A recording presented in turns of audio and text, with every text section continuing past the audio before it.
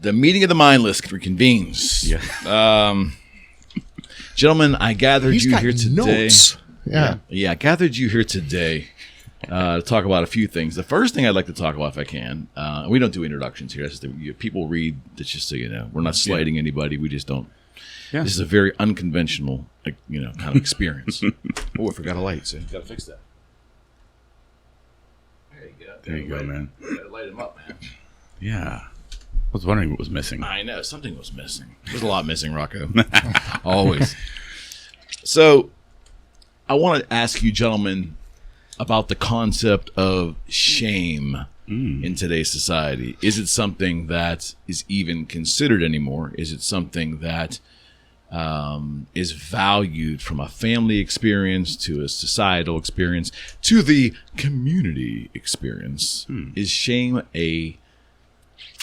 it's certainly a concept, but is it holding the same kind of weight in society today in 2022 that it probably kind of somewhat did a decade, definitely 2 decades and beyond? Does it still have any kind of weight? And it's certainly a kind of a personal question because it may depend on how you run your family, your friends, your circle. But is the concept of shame even a consideration with most of our society today? Can I steal a line from Rocco? Yeah, please. Did you ask permission? He's actually here. I'm giving you permission. You have permission. Something that he always likes to do. Well, how do you define shame? I was literally going to ask that question. I knew it. That was coming out of my mouth. You stole it. I don't have any answers. But that's a good question. I just asked the questions here. Yeah, I mean, I don't know how I would define it. So shame, I mean, it depends, right? I think defining it I think it's a very subjective definition because everybody looks at shame differently, right? To me, shame is me doing something against my morals or ethics.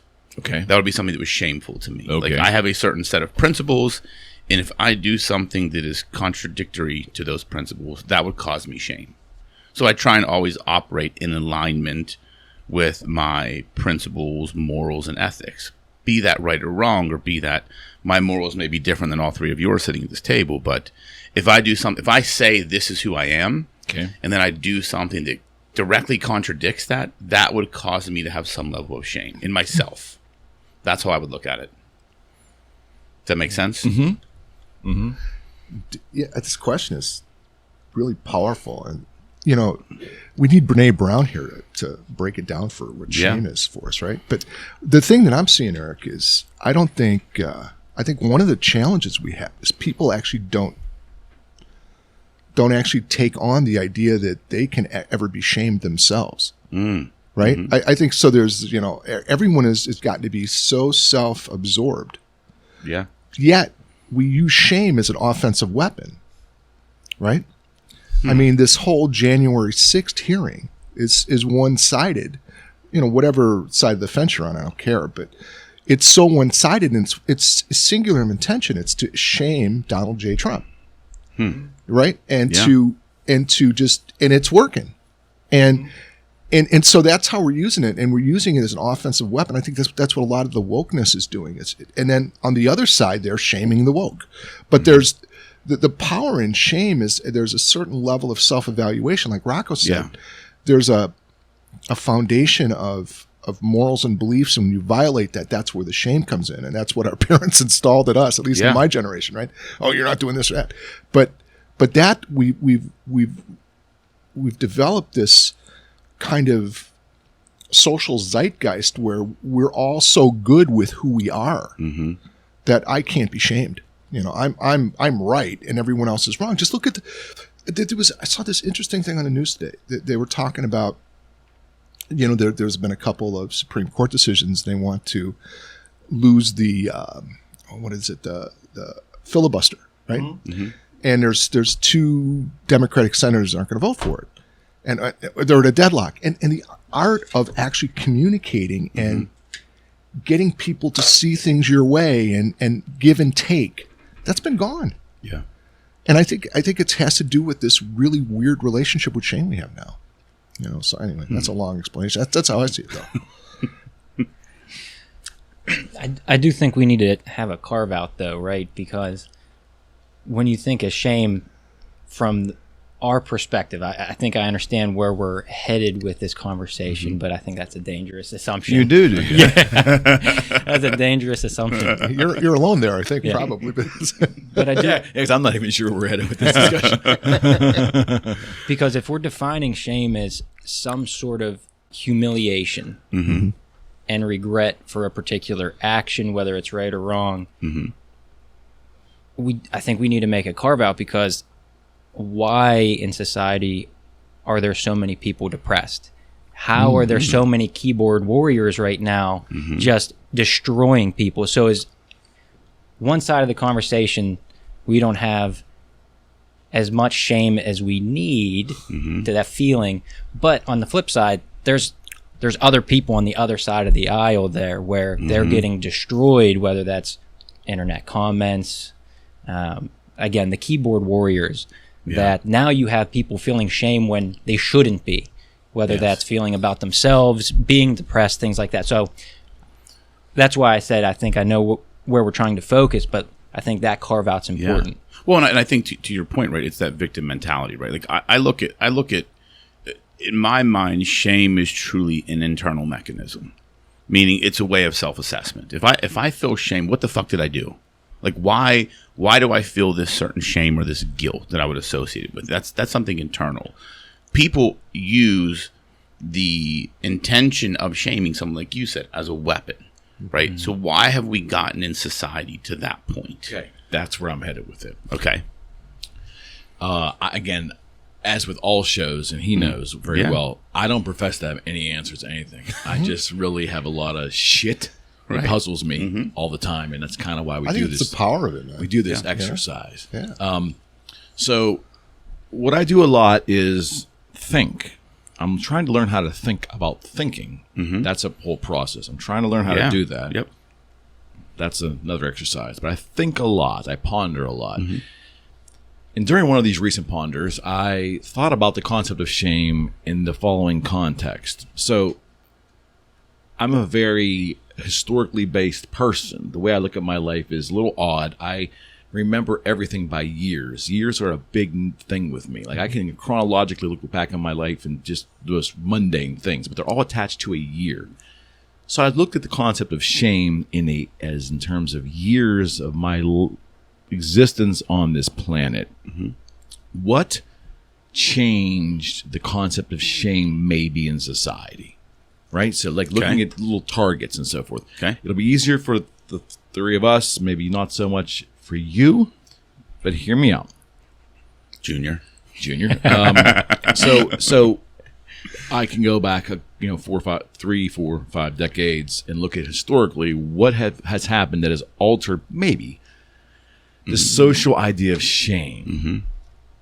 I go back to quite frankly, I go back to without getting getting entrenched in political philosophy, because I have to remember how I feel today is not really a bearing on the social of the political construct at that time, because I wasn't there being invested in it. So looking at it from afar, but like things like Watergate, was I think a moral.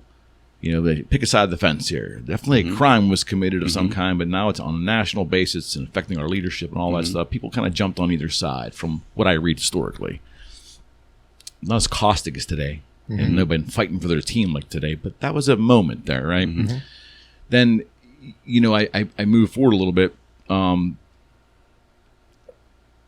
the way to Bill Clinton. When he had an affair in the White House, and the tawdry nature of the affair in terms of the way it was presented, the drama, the soap opera nature of it all, how that wasn't covered, and then the act of standing at the bully pulpit and denying it, which kind of added a whole nother complexity. He just redefined what sex was. He didn't deny it. Okay, from an attorney standpoint, maybe he did. But what I'm saying is, though, that was a moment where American society had to make a decision.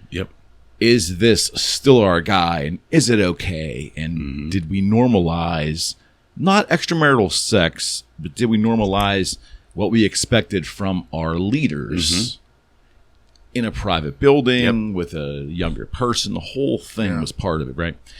Then I fast forward another 10 years, and this is probably the big one. In the lead up to social media, another big event happened, I think, in society, which hit hard at the erosion, hit hard, and it caused more erosion of morals. And that is when the Kardashian mother sold the sex tape of the daughter, and they have built an empire of business from that. Now, I'm not talking about their business acumen. I'm talking about the decision that it was okay in a public way, or to embrace the already released tape and then make it normalized. Now, I don't blame, personally, the Kardashians, because it's not a fault thing here. It's just things that happened, and I'm analyzing them. I do find it fascinating that the rest of society normalized that behavior, which at that point sent things like pornography, which was traditionally a social taboo. It sent things like that way out into the open. Now, I'm not here to say it's better or worse. I'm just saying that certainly had an effect on shame leading into the social media era and going into the social media era, and that shame has been, in my viewpoint, eroded significantly to where we're standing today. So comparing from Nixon in 74, again, looking at things nationally, all the way to now, those are the moments that I think about where the country had to make a decision. When Bill Clinton did what he did, I had friends of mine that were raising little children. I had a good friend of mine said, now I have to have a conversation with my 9-year-old daughter about oral sex. When I wasn't prepared to do that because the president of the United States has not put it on the front page. So whether you liked him or not, because we were kind of all Bill Clinton fans, but we had to deal with it. So it wasn't a personal political thing, but we made it that way. And half our society normalized it. And that led into, I think, the 2000s, led into the Kardashian thing and in social media, and that long-winded way of getting here. That's how I think we got to where we are now. Some of the trigger points. Well, I think to your point, like the moral fabric of the country has shifted, right? I mean, if you look at just we're going there. Well, right, but think about it, right? So what you're saying is that the Kardashians, okay, they've turned it into an empire, but that empire started from something that most people in a normal society would say is morally wrong, right? So is that true? I don't know, though. I don't know. That's my perspective, right? Like I believe in moral relativism, where your morals shift based upon circumstances. Like, I don't believe there is this is my belief. Like, I believe when it comes to morals, right, there is not so many objective situations in the world that say, this is what I do here. I think you have to look at the facts, understand what your morals are, and you make a determination in each situation. I don't think I can say that I will never do this. Like, we've had that discussion. Could you kill somebody? Yes. For the protection of family, right? To protect people I love. If it's a do or die moment, yes. You can't say killing is wrong, right? Because there's an instance where you could kill if you had to. So I think that the moral relativism. So in that situation, when that happened in society, I think people started looking at morals differently, and I think that's when things started to shift. It's like, well, that's maybe the things I feel are shameful are not shameful, and then I think people started just looking at the world a little bit different. And then you bring in social media where now people can just put whatever they want out there. And I think shame has taken a back seat to the potential of stardom. Oh, yeah. You know, Eric, I mean, man, this is a deep. Yeah, it's wild, you know. So the first thing when you asked me about it, I'm thinking of Kent State in 1970. Right? That was a big one. That was a big deal. It was like kind of the United States version of Tiananmen Square, you know, and yet we stepped over pretty quickly. Did we?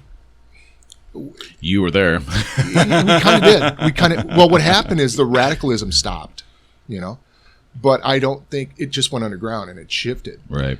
The thing that I think the game changer that I see talking about this, I mean, definitely there was the Watergate stuff, but the real big thing, when you think about what 1975 was, okay, that was the middle point of the baby boomers. Right. Okay. So you had baby boomers then in 75 that were 30 to 10, right? And so the baby boomers starting to grow up. And so there's this whole generation that's going through the thing. 1979, there was a white paper written by Milton Friedman and Michael Jensen. And what they wrote was that the purpose of corporations was to increase shareholder value. So what happened, if you go back and see the Dow Jones Industrial was trading at about 750. What's it trading at today, right? Everybody who went to work had pensions, right? Everybody stayed at their job forever, right? So what ended up happening, that was the beginning of the tipping point of going from kind of, being happy to be free and American to be really the launching point of consumerism. And if you remember 1979, we're in the midst of a horrible recession. Yes. And then Ronald Reagan got elected. But the real guy that shifted... Sound familiar? Yeah, well, the real guy that shifted everything was Jack Welch.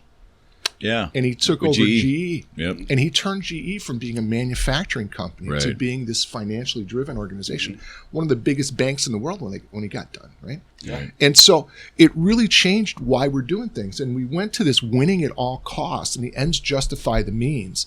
And that leads to Kardashians. So if we get paid enough, there's nothing we won't do. There is no shame. You know? I will sell. Yeah, that's good. I will sell a movie of my daughter having sex with another man. It's my daughter now. Yeah. For multiples of millions of dollars, and the money justifies the ends. And I think that's what's happened. Yeah. And we look from then. What do we have? The McMansions, the BMWs, the thing we were talking about the other day. Yeah. Yeah. We got into this kind of addiction to luxury and comfort. I think I was launched in the late 80s, though, wasn't it really? I think what happened was the tipping point was the Mike Jensen, Milton Freeman thing. Okay. And it started getting traction. And the guy who drove it was Jack Welch. But yeah, the late 80s. So now the youngest baby boomer is now entering the workforce. And the older baby boomers are now managers. And the middle baby boomers like me are looking like, how the hell can I make 10 times more money than my folks? So let me ask you this, were there triggers, maybe triggers, or was there points in time through that process where, like, I think about the movie Wall Street. That was, I don't even think they were planning on that making even there was a limited release initially, I think, but it was like an explode, that greed is good thing, Well, that made it into the social construct, you know? Well, 401k plans came in. Right? So here I'm working for a company that's a Pennsylvania company, right? I get a 401k, put 6% of my income into the 401k. I had no idea what it was. They're matching at 3%. So every month, basically 10% of my income is going into this thing. And it's growing by 10 or 15% a year. So after a couple of years, I'm making more money in my 401k than I am in my salary. Right. And so everyone's an investor. Got it. And everybody knows what they're doing. And now everyone's rich on paper. Interesting. Richer than they were. And I think what's happened is we've just gotten, at least that's what I see, is we've just gotten so driven by consumption and wealth and status. Or the illusion of status. Oh, exactly. Especially where we are today. Exactly. And what the cost has been is self-awareness, any connection to something bigger than us, spiritual connection. I mean, look at the decline in churches and things like that. Family, I mean, families are scattered all over the place. I mean, when we've talked about it, like where I grew up in Berwyn. I mean, we had 4 generations of my family in Berwyn. Now nobody lives there, and it's not a bad town, it's just nobody lives there anymore. Well, family's where I was going, and where my thought was, because you talk about Nixon, Bill Clinton, the Kardashians. Is that the cause of why there's less shame, or is that the effect? And I think that's a good point. When you think about, maybe I'm just recency bias because I have a 2-month at home now, so I'm a new father. But yes, you are. There is a great book out there called The Collapse of Parenting. One that I finally read. So if my wife is watching, I read one book. I got one book. See, Carly, he's doing something you told him to do. That's right. But it was phenomenal that it's the transition at home of, instead of parenting anymore, kids are relying on their peers to raise them. And that's where you start getting... That's a Hillary Clinton wet dream. Yeah, exactly. It takes a village, right? Yeah. So a part of this book, parenting has gone from commands, this is what you're going to do, to, is this what you want to do? The question is, it's now transforming into a question. The child is saying, okay, that's an opinion. I can I can disregard my parents' opinion because it's formed as a question. Yeah. It's not enough for a father to say, you're doing it because I'm your father. Yeah. It's now, is this what you want to do? How does this make you feel? There's another piece of the book that talks about, that's so true. Instead of do unto others, it's, well, how would that make you feel if someone did that to you? It's no, that's not how it works. Yeah, that's a great point. So the entire book talks about how you're not your child's friend. You're there to teach them right and wrong. Yes. So I think when we talk about why did the Kardashians become huge? Yeah. Well, because my friends love that. Okay, so now my friends, I'm now seeking their approval, not my parents' approval.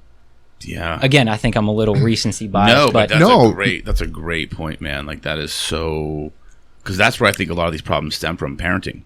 Like, absolutely, it comes from that. Yeah. And if you think about what parenting is, it comes from an absence of leadership.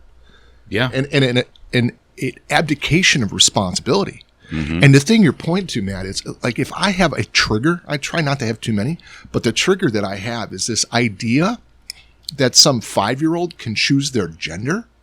And then we get into affirmative gender therapy. And then they can get like drugs and surgery because they want to play with Barbies. I mean, that is madness. That's complete and utter madness. And it's all the abdication of the parent. Well, I don't want to, bullshit. That's your job. Yeah, that's what in my mind, like, parenting is my job as a parent is to teach my kids right from wrong. Yeah. Give them enough rope to make mistakes, to fail, to get hurt, to get beat. Be there to pick them up. Not to ensure they feel good all the time, because that's not how life works. Life is hard. Life is scary. Life is also beautiful. And as a parent, it's our job to show our kids all of that. It's not my job to act like, yes, I want my kids to be happy, but I know they're not always going to be happy. And I've got to guide them and show them, okay, if you're not happy, here's how you fix it. Or here's how you find happiness. Mm-hmm. It's not like, to your point, it's like, well, how does that make you feel? No, you fucking do it because I said you're going to do it. Like, I'm your parent. Like, if I say, don't touch the stove because it's hot, I'm not going to say, well, what do you want to do? Do you want to touch the stove? No, you don't fucking touch it because you're going to get burnt. Like, I know. Like, I went through that. I've been through that gate. I know what happens. I know the consequence. Don't do it. Listen to me. But you're right. Like, that book, I want to read this book now because that's what parents do. Well, how does that make you feel? Or how would that make you feel? Let's get this on the record. I finally read a book that Rocco has not read. That's amazing. I never thought. I'm done. Yeah, you're done. You win. I might be done. You win. 32 years old, you shot your 434. You've shot your load. Yeah, I have peaked. It's all downhill from here now. Rocco, what you're saying is so important because this idea of shame, right? Yeah. So we've equated now, if you fail, there's shame to it. Yeah, no. And the truth of the matter is, if you fail, it's just a learning opportunity. Well, we're shielding children from the inevitable failures. Yeah, because hurts, they might not else. feel good about it. Well, Right. so Yeah. what? Well, yeah, and look, guilty. I can remember trying to shield my son. Yeah. And didn't know what I was doing. Divorced dad. Yeah. Of course you want to shield your kid from every imaginable harm until you start to understand that, it creates a softer mentality. You're creating a softer, incapable mind, incapable in terms of dealing with the normalcy of events in life. Yeah. It's not a stretch. If you pay attention, you can figure that out. If you're making a mistake, if you pay attention enough, you can correct your mistakes because it's visible to you. Mm-hmm. Yeah. But you got to want to. You can't buy into a narrative from anybody that that's a good way to raise your kid, regardless of how bad it looks. I can't imagine, like, you take things like this. Just try to imagine what the conversations with, let's say, this Kardashian lady and her friends in her circles, when she decided just to do this. You're not going to tell me that everyone in her circle was applauding her and saying, go, go, go, go, go. There had to be some types of voice of reason. You would hope. Trying to reach out to that person. It obviously didn't reach her. But I'm saying you would think that you would hope there's enough moral fiber in the aggregate around her that somebody might have said, hey, that's your fucking daughter. What are you doing?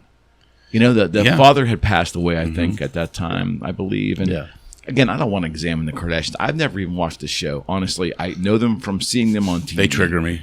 But, well, they all look like mutants to me because they all exaggerate their body parts. And it's like that part doesn't resonate with me, but it's fascinating. Their empire is impressive. Yeah, I'll give them that. The money-making stuff is impressive. But I look back at how, I always go to the core of something, right? Mm-hmm. How did that start? And it's just flabbergasting to me. Because when she did this, I was at a point in my life so, like, just distracted with other things. I didn't realize any of that shit happened until I started noticing the show keep coming on. And I started diving down a little bit. Like, how could a mother, I'll say it, how could a mother sell a tape of a daughter having sex with somebody to the public? Now, the argument is, it's already out there. Well, yeah, wouldn't you want to shun that? And, wouldn't there be an instinctive thing in you that you would want to shield your family and your daughter from that? Apparently not, because I guess my ideas of shame and morals attached to it are just old-fashioned. Yeah, I'm old. No, but play it the other way. I mean, I'll play devil's advocate in that situation. So, okay, it's already out there. They know you're not getting it back, right? It's not. You can't take it out of the ether. So, as a mother, do you think it is wrong for her to say, "Well, we can't get it back. We can't prevent it from happening. So, what can I do to benefit my daughter from it?" So that means now take whatever I can and monetize this moment, because I can't prevent the moment. I can't hide the moment. No, I'm just asking the question. Right. I'm giving you the answer. As far as I'm concerned, I think that is buying in, and that is buying into the exploitation. Yeah, I agree. I think that's agree with exactly that. crossing the line. I agree. Yeah, when you start monetizing that's my morals, yeah. and I'm not saying they're above anyone else's. I know how I feel about my children. And there is just nothing on this planet. There's no money. There's no amount of money. Yeah, none. I agree. Now, granted, it's already out there, but there's no amount of money where I could then exploit that and encourage it. And look what's happened since through the encouragement and the normalization, the normalization of the behavior. Yeah, right. So, and again, they're not to blame for the rest of society doing things, but that moment, I have to look at it with a crooked eye, like, what the fuck did you do? Yeah, no, I agree. For your own family. Yeah. Again, it's like it's very interesting to me. Yeah. Because we all compare our own circumstances to what we see. Natural. Yeah. And I just don't know how you get there. That's a whole, like, that whole situation. I mean, it's, if you really try and unpack it and take it apart piece by piece, it really boils down to it's pure exploitation.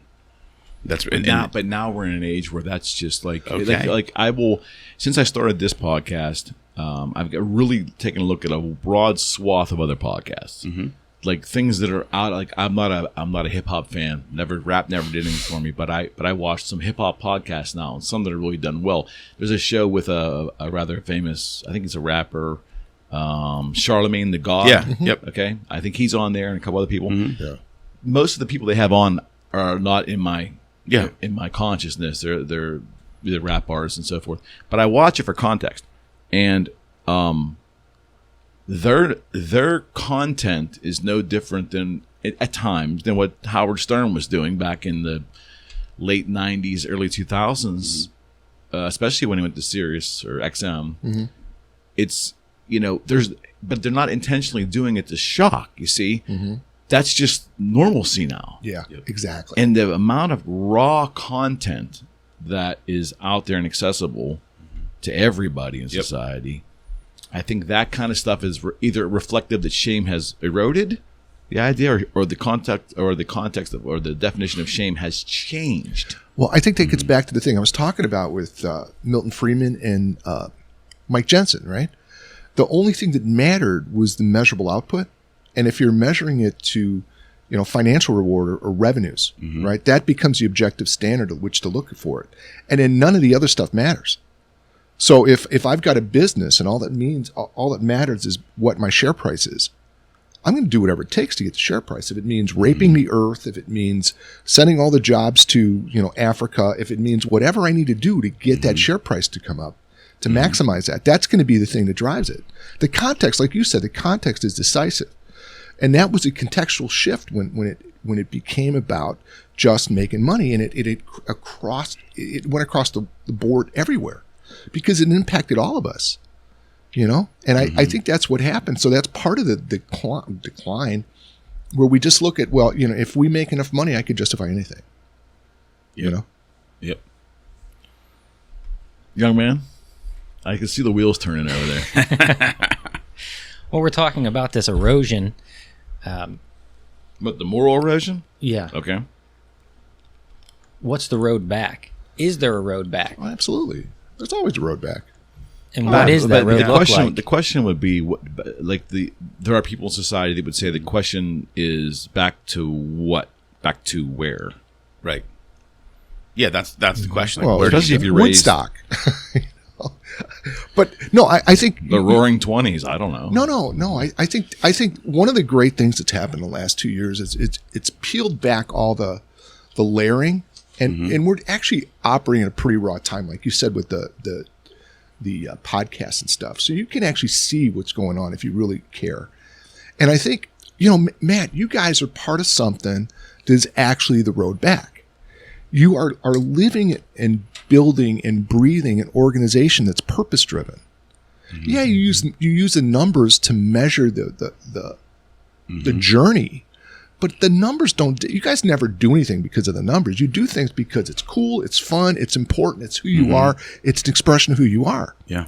So the road back, first of all, you're living it, number one.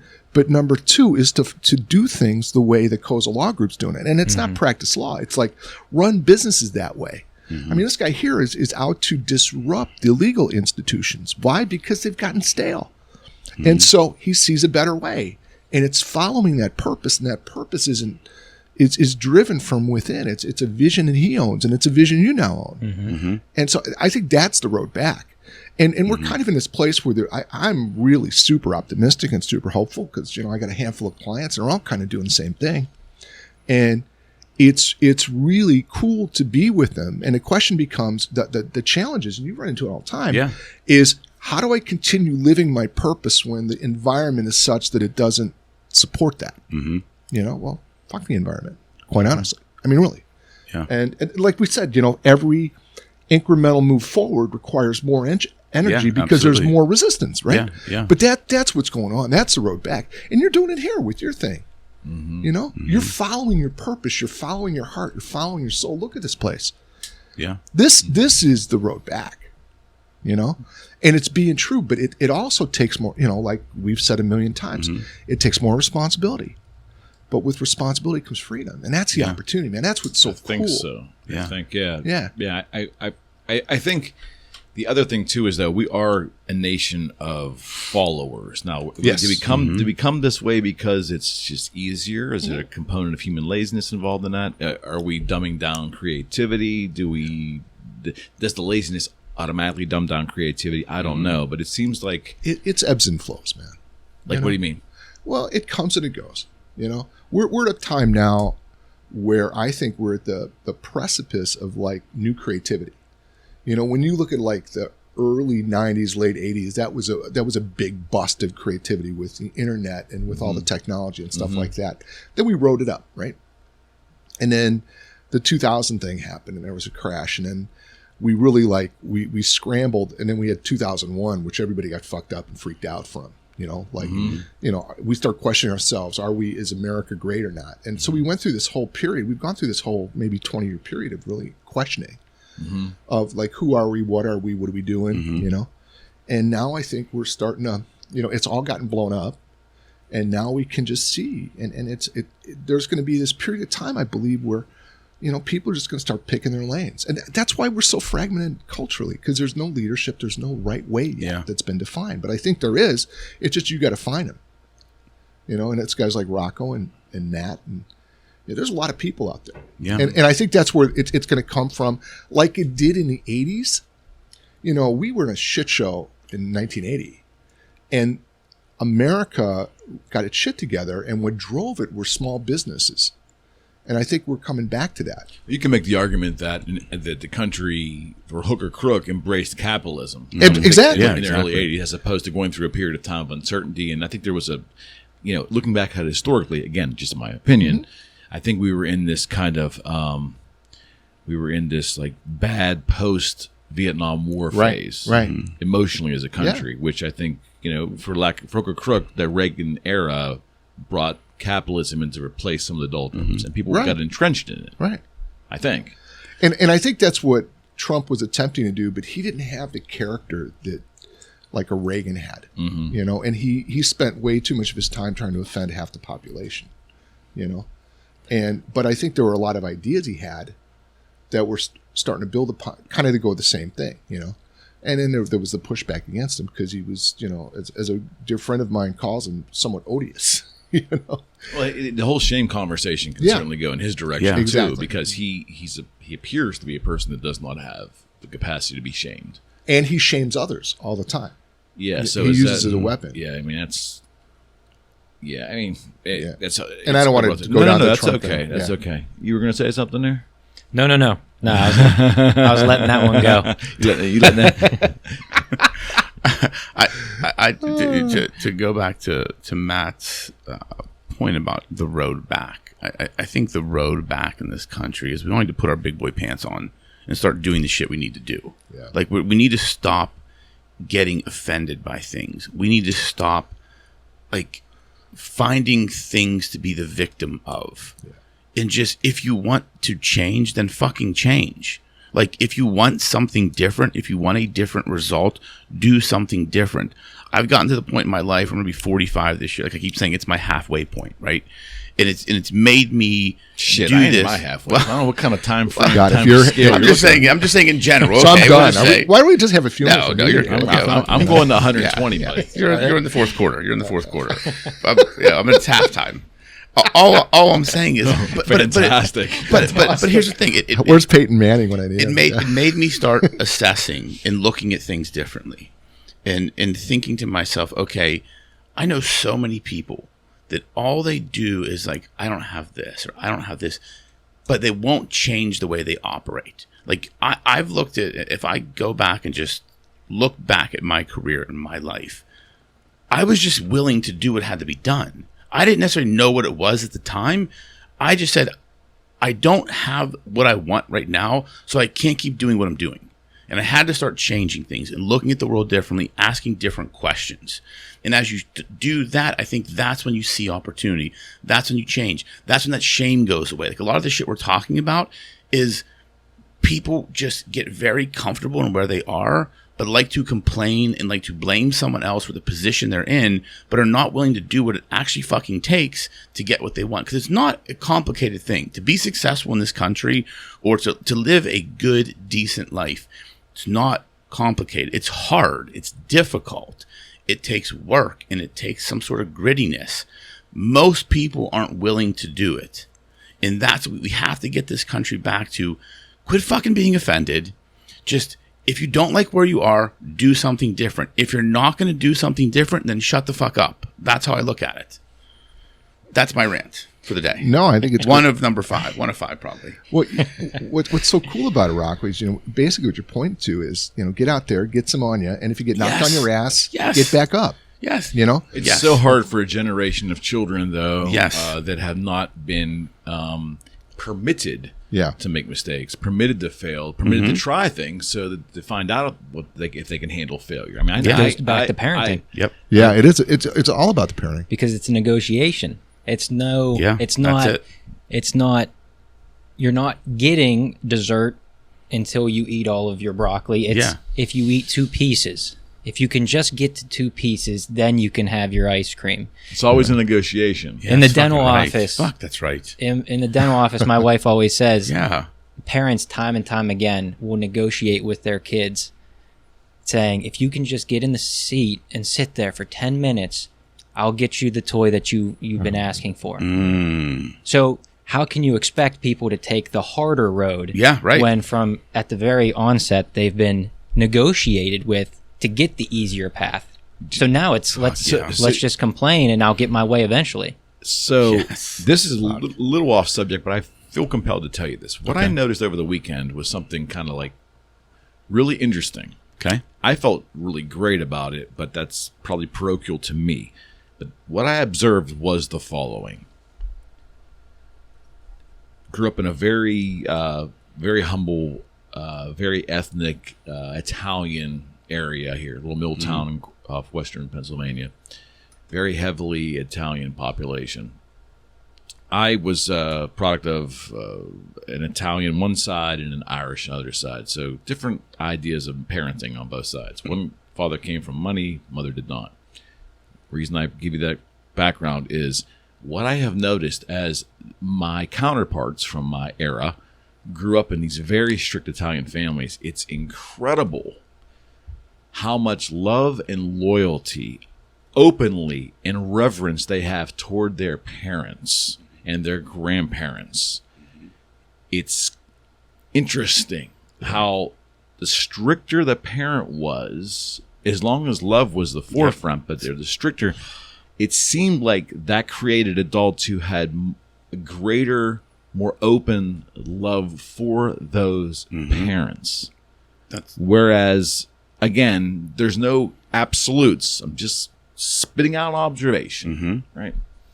It's interesting to see the reverence toward the disciplinarians as life goes on. Isn't that interesting? Like maybe children crave the discipline and the order and the path and the instilling of the decency and the respect. Maybe there's a human nature inside where we want that as a young person. We do. Like that was my mom and my grandmother. Like they were I love them more than anything. And they got me, they made me the man I am today, but they were disciplinarians, but did it with love. And that's growing up in an Italian family. That's just what it was, right? And that's what kids need. I truly believe that kids want to be told what to do. They want to be disciplined. They need discipline. But they need structure. They need structure, exactly. Yeah. If you look at kids that live in an unstructured home. You mean free range parenting? Free range, yes. They're like out of their fucking minds. They're like chickens. It's the truth. It's the truth. Delicious. I know that. Like kids need structure. Because that's the framework they have to operate in. That's the framework they thrive in. Did you ever wonder, like, in just ponder on, like, why do we even have this conversation? Like, society has turned around in such the weirdest way, where we're now discussing why it's necessary for adults to be adults and for children to be children and for adults to take care of children. That's basically what we're arguing about, because there are forces at play, it seems to me, that want to turn everything on its head and let the kids just kind of find their way. And the parents provide a loose framework on how to evolve. And this is unfathomable 30 years ago. If I had said this in 1981 to you, how many years that is, you would look at me, you would really want to put me in an insane asylum. Yes. If you had told me, even in the early 90s, that you raise your kids in this way and you give them all the latitude to make up their own decisions when they're 5, you would literally be ready to call the nut farm and get me committed. Yes. But look what's happened here. Yes. One of the things that's happened is there's been this degeneration or degradation of institutions and of leadership throughout our lives. We had Nixon, who gets, created a crime as a president. We've got Jimmy Carter, had no business being in there. Then we get Ronald Reagan, who created some structure of leadership. And then we go back to Bill Clinton, who made blowjobs in the White House normalized. And then we had George W. Bush, who thought it was no problem to trump up some war and start a war overseas to settle some personal score. Right. And then we had Barack Obama, who everything he said, up was down and down was up. It was, Alice in Wonderland. So we've had these structures. Then we've had, corporations that have, because of this idea that, the ends justify the means, have done all kinds of atrocities to the people and created work environments that are horrible, and have done things, have made decisions that were so short term. So when I was growing up, there were guys like Eisenhower and even Harry Truman and people like that who made tough decisions that you at least honored their decisions, and there were organizations that were, kind of these stalwarts, that you could count on. And that stuff, I don't know if it was true or not, but that stuff has been kind of eroded. And we've, the whole power to the people thing. And there's this ebb and flow, and hopefully we're learning all the time. I don't think one is right or one is wrong. I think it could be, if it's too institutionalized. It can become autocratic, and there's no freedom. And if it's too much power to the people, it's like free-range kids, you know. So it's ebb and flow, and I think that's the nature of our country. Is there's never going to be a condition where it's perfect. Our country's lost its fucking mind. Yeah, we've lost our mind right now. Let's be real. The fact that we're having a discussion of whether a 5-year-old can pick their fucking gender, like, I'm sorry, like, I'm just going to say it because I have a problem with that. Yeah, I do like, too. I have a huge problem with that. You can't just, that's not how it works. Like, that's just not how it works. There's no truth anymore. Like, that's what I mean. That is the point, right? There is no, and we've discussed about absolute truth, right? Yeah.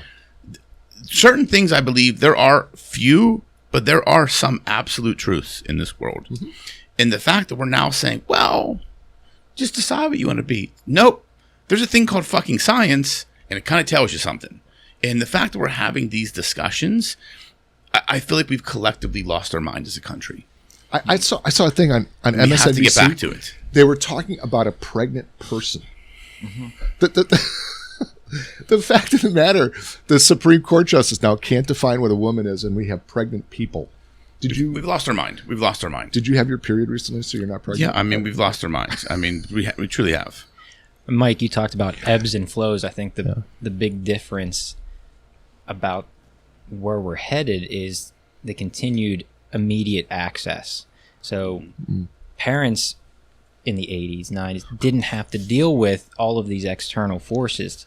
Now, I don't want my kid to have a TikTok or something like a TikTok whenever she's older.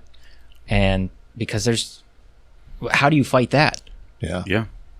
Other than saying you can't have it. And then you have all of those problems with Snapchat. But that comes back to your point about parenting, right? Yeah, that is something we have to do. We have to say no. Just no. You can't. There's certain things, and again, like, social media has definitely eroded things, but your point is spot on. They have the immediate access to this stuff. Yeah, so parents don't have to parent anymore. Right. So you have either TV shows, you have apps out there, you have these communities who are very willing to come in and say, oh yeah, absolutely, I'll help guide your child the right way. I'll take care of it. So now parents don't have to do that. Yep. Yeah, and we don't have the idea of earning things anymore, do we? No. Yeah. No. That's the result of this crazy consumerism, I would imagine, right? Yeah. I mean, like, what goes into the idea of, this car, I have to have this car because it's going to do the following for me. Mm-hmm. This pair of jeans because it's going to do this for me. Like, it's really interesting. As long as they're not skinny jeans, because those trigger Matt. Just saying. I don't know how. I'm still waiting to see Rocco in a pair of skinny jeans. I would. I couldn't fit, let's be honest. If I couldn't fit into a pair of skinny jeans, let's just call it like it is, man. You're not going to see me in those ever. I promise. I want to make a right turn. Yeah. So, not left turn, a right turn. Let's talk even broader now. So, I'd like to get all of your opinions on the following. Is suffering a necessary part of the human condition in 2022? Let's go to the young guy first. Yeah, we'll start with the young guy. Are you asking if it's necessary? Is suffering a necessary part of the human condition in 2022, in your opinion? I think you can take out the year. I think it's necessary whenever the year is, right? Mm-hmm. Because suffering, if we're equating that suffering, failure is the same, one and the same. Mm-hmm. Yeah, I mean, absolutely. I think we talked about this just the past couple of days about the importance of failure, because then you can grow from that. Mm-hmm. If you are coddled 24/7 and never experience suffering or failure, then you're going to absolutely explode or implode when real life hits you right in the face. So to answer your question, yeah, absolutely. It's a requirement, not just in 2022, maybe more so now, but I mean, any year, that's absolutely important. Yeah. I mean, to me, suffering is a critical component of the human experience.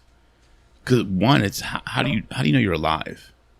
if you never felt pain or never felt those emotions that come with suffering, like how do you truly know you're alive? Like I look at just my life, right?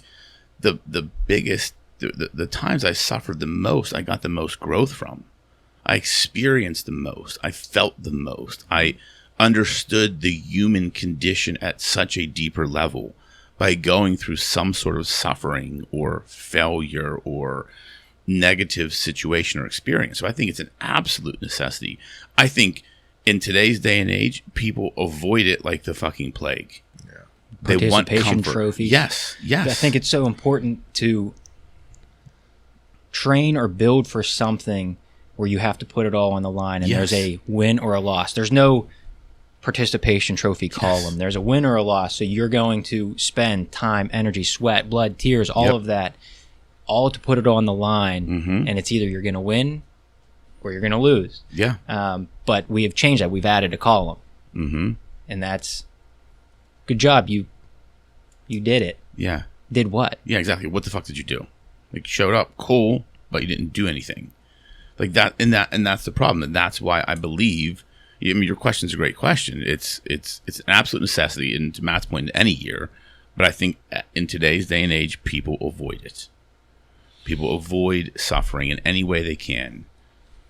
So I want to put in just a little bit of difference, because I truly believe that pain, struggle, failure are absolute requirements for success and for forward movement, right? And I want to do a Rocco. I want to discern the difference between that and suffering. Okay.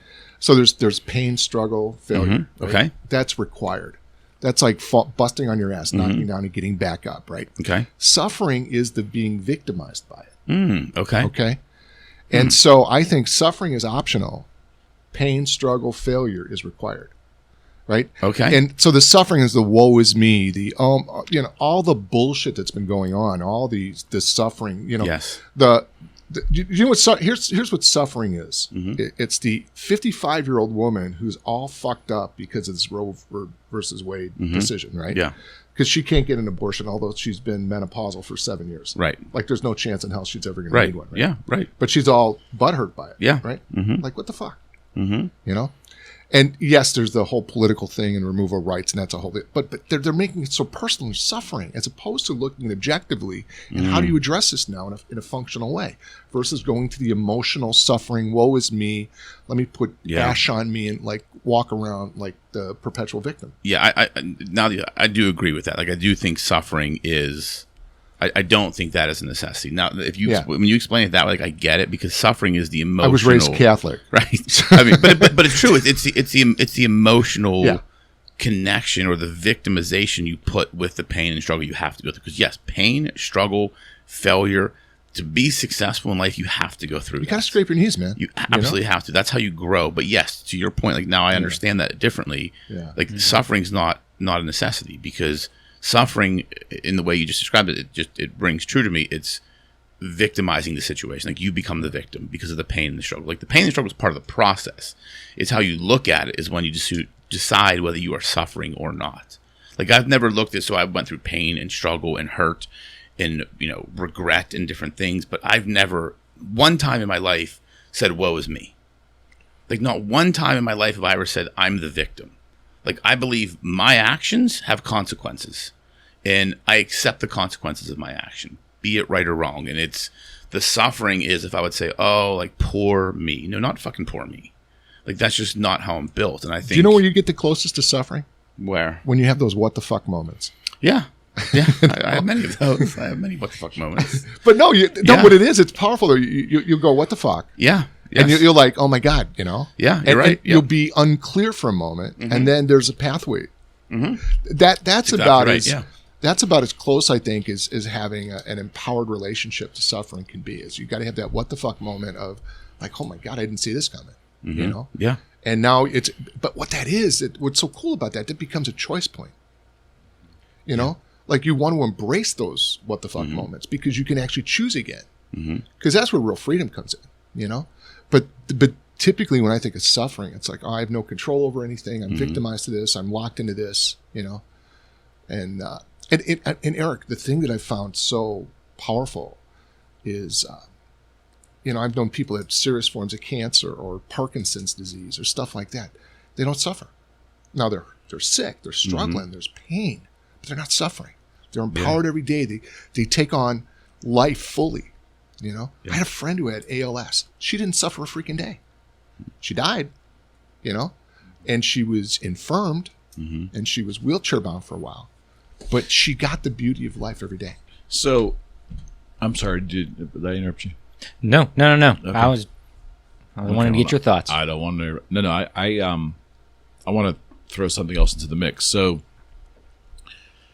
there will be people watching this and listening to this who will disagree slightly with you, I'm guessing, in that it's hard to their framework's going to be that's one aspect of how to handle so you don't suffer when you're cognitive. But there are people in this world who are born into extremely difficult circumstances, whether you're born on the desert of Africa and you lay there for a week and die. That's a form of suffering. Yeah.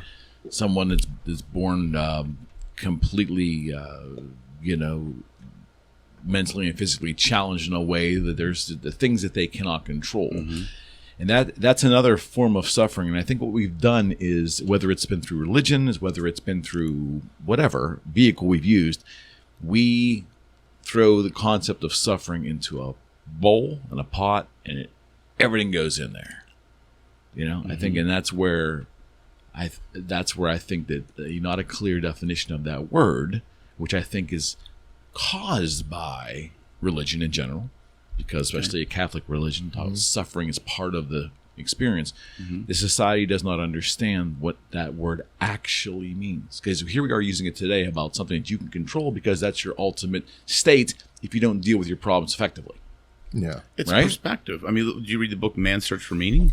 Yes, Viktor Frankl. I mean, he's in a concentration camp. That's the worst place to be. I mean, think about that. But his outlook is what got him through that, right? So did he really suffer? Yeah. That's the thing. And there are certain aspects in life, I feel like, where we have gotten weak-minded. Yeah. That's what I believe. We've gotten weak-minded. I believe the mind is a powerful thing, right? Because everything... what I'm looking at right now is not what the three of you are looking at. My perspective is completely different. Actual physical viewpoint is different, and it's the mind. The mind controls everything we see, perceive, think, and feel.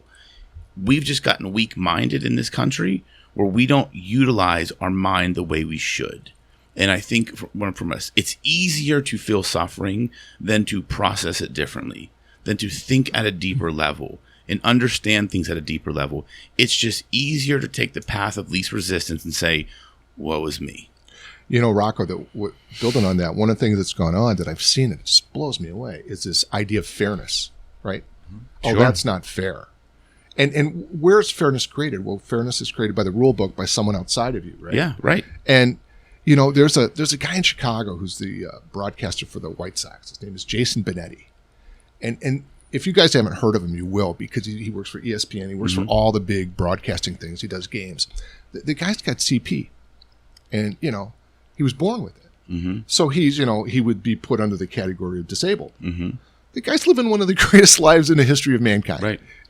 He's empowered. He makes jokes about it, and he travels 3 times a week to go to different sporting events, because he's doing big sporting events. You'll hear him on the NFL this year. But the guy he's just. Yep. There's no obstacle he can't overcome. He's got a law degree. He's an incredible human. It's a choice. The most successful guy I knew grew up at 37th in Michigan in Chicago, which is, when he grew up, he's the same age as I am, heart of the hood. I think I got a flat tire there once. Yeah, you don't want to get a flat tire there. No, I think I actually did. Yeah. And he went to St. Ignatius, which is at Halstead and Roosevelt, and he had to go 3.5 miles each day to go to school.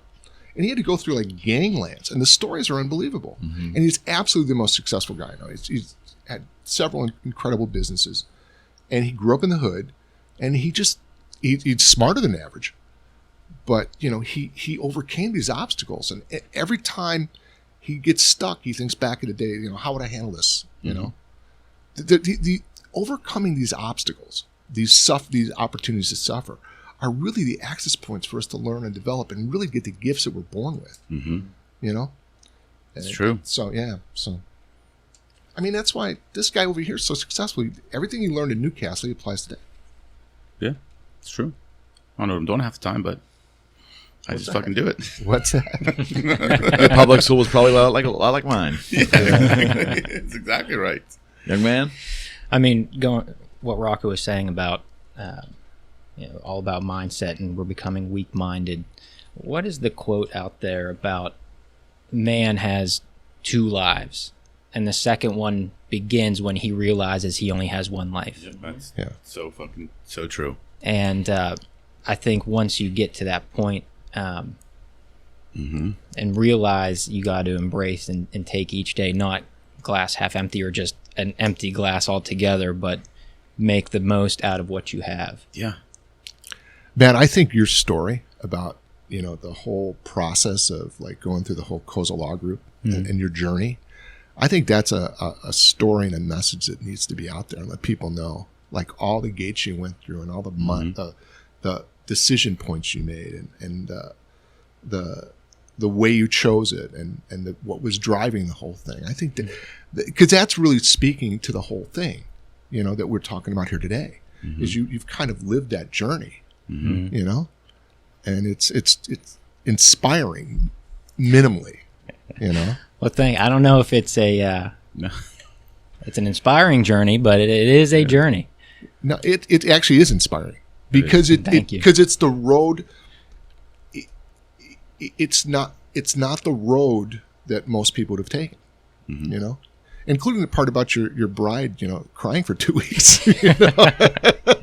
What are you, nuts? Yeah.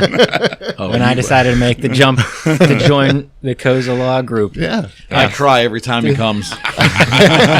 Every time he's around me, I cry. I don't even send you a bill when I come here, man. What are you doing? Are you crazy? I don't get a bill for his appearances. That's good. Not yet, anyways. No, never. Yeah, wait till they come. Never, my friend. Yeah, here's the last 3 years billing. Sorry, I've been lazy. I haven't given a bill. No. $500 an hour. Okay, another right turn. What role does the concept of honor play in today's society in 2022? The idea of honor, where does that stand? Maybe in the hierarchy of societal emotions, where does the concept of honor, does it even have a place today? Outside of our military. Let's just leave the military out of it, because certainly I certainly believe it's in our military. But in terms of like modern day society, the idea of honor, where is that today? I want to ask the question, but I'm not. How do you define honor? Right, yeah. I mean, that's for you three to listen, that's a lawyer question. That's for you three to figure out. But okay, so do I believe there's a place for it in today's society? Absolutely, right. But I think it's honoring the choices you make, right? It's honoring, and you and I have talked about this, Mike. It's you're going to make choices in life. And just honoring those choices. You made them for a reason, and give it the honor and respect they deserve. Be it the result right or wrong, or the outcome right or wrong, or whatever it is, honor the choice you made.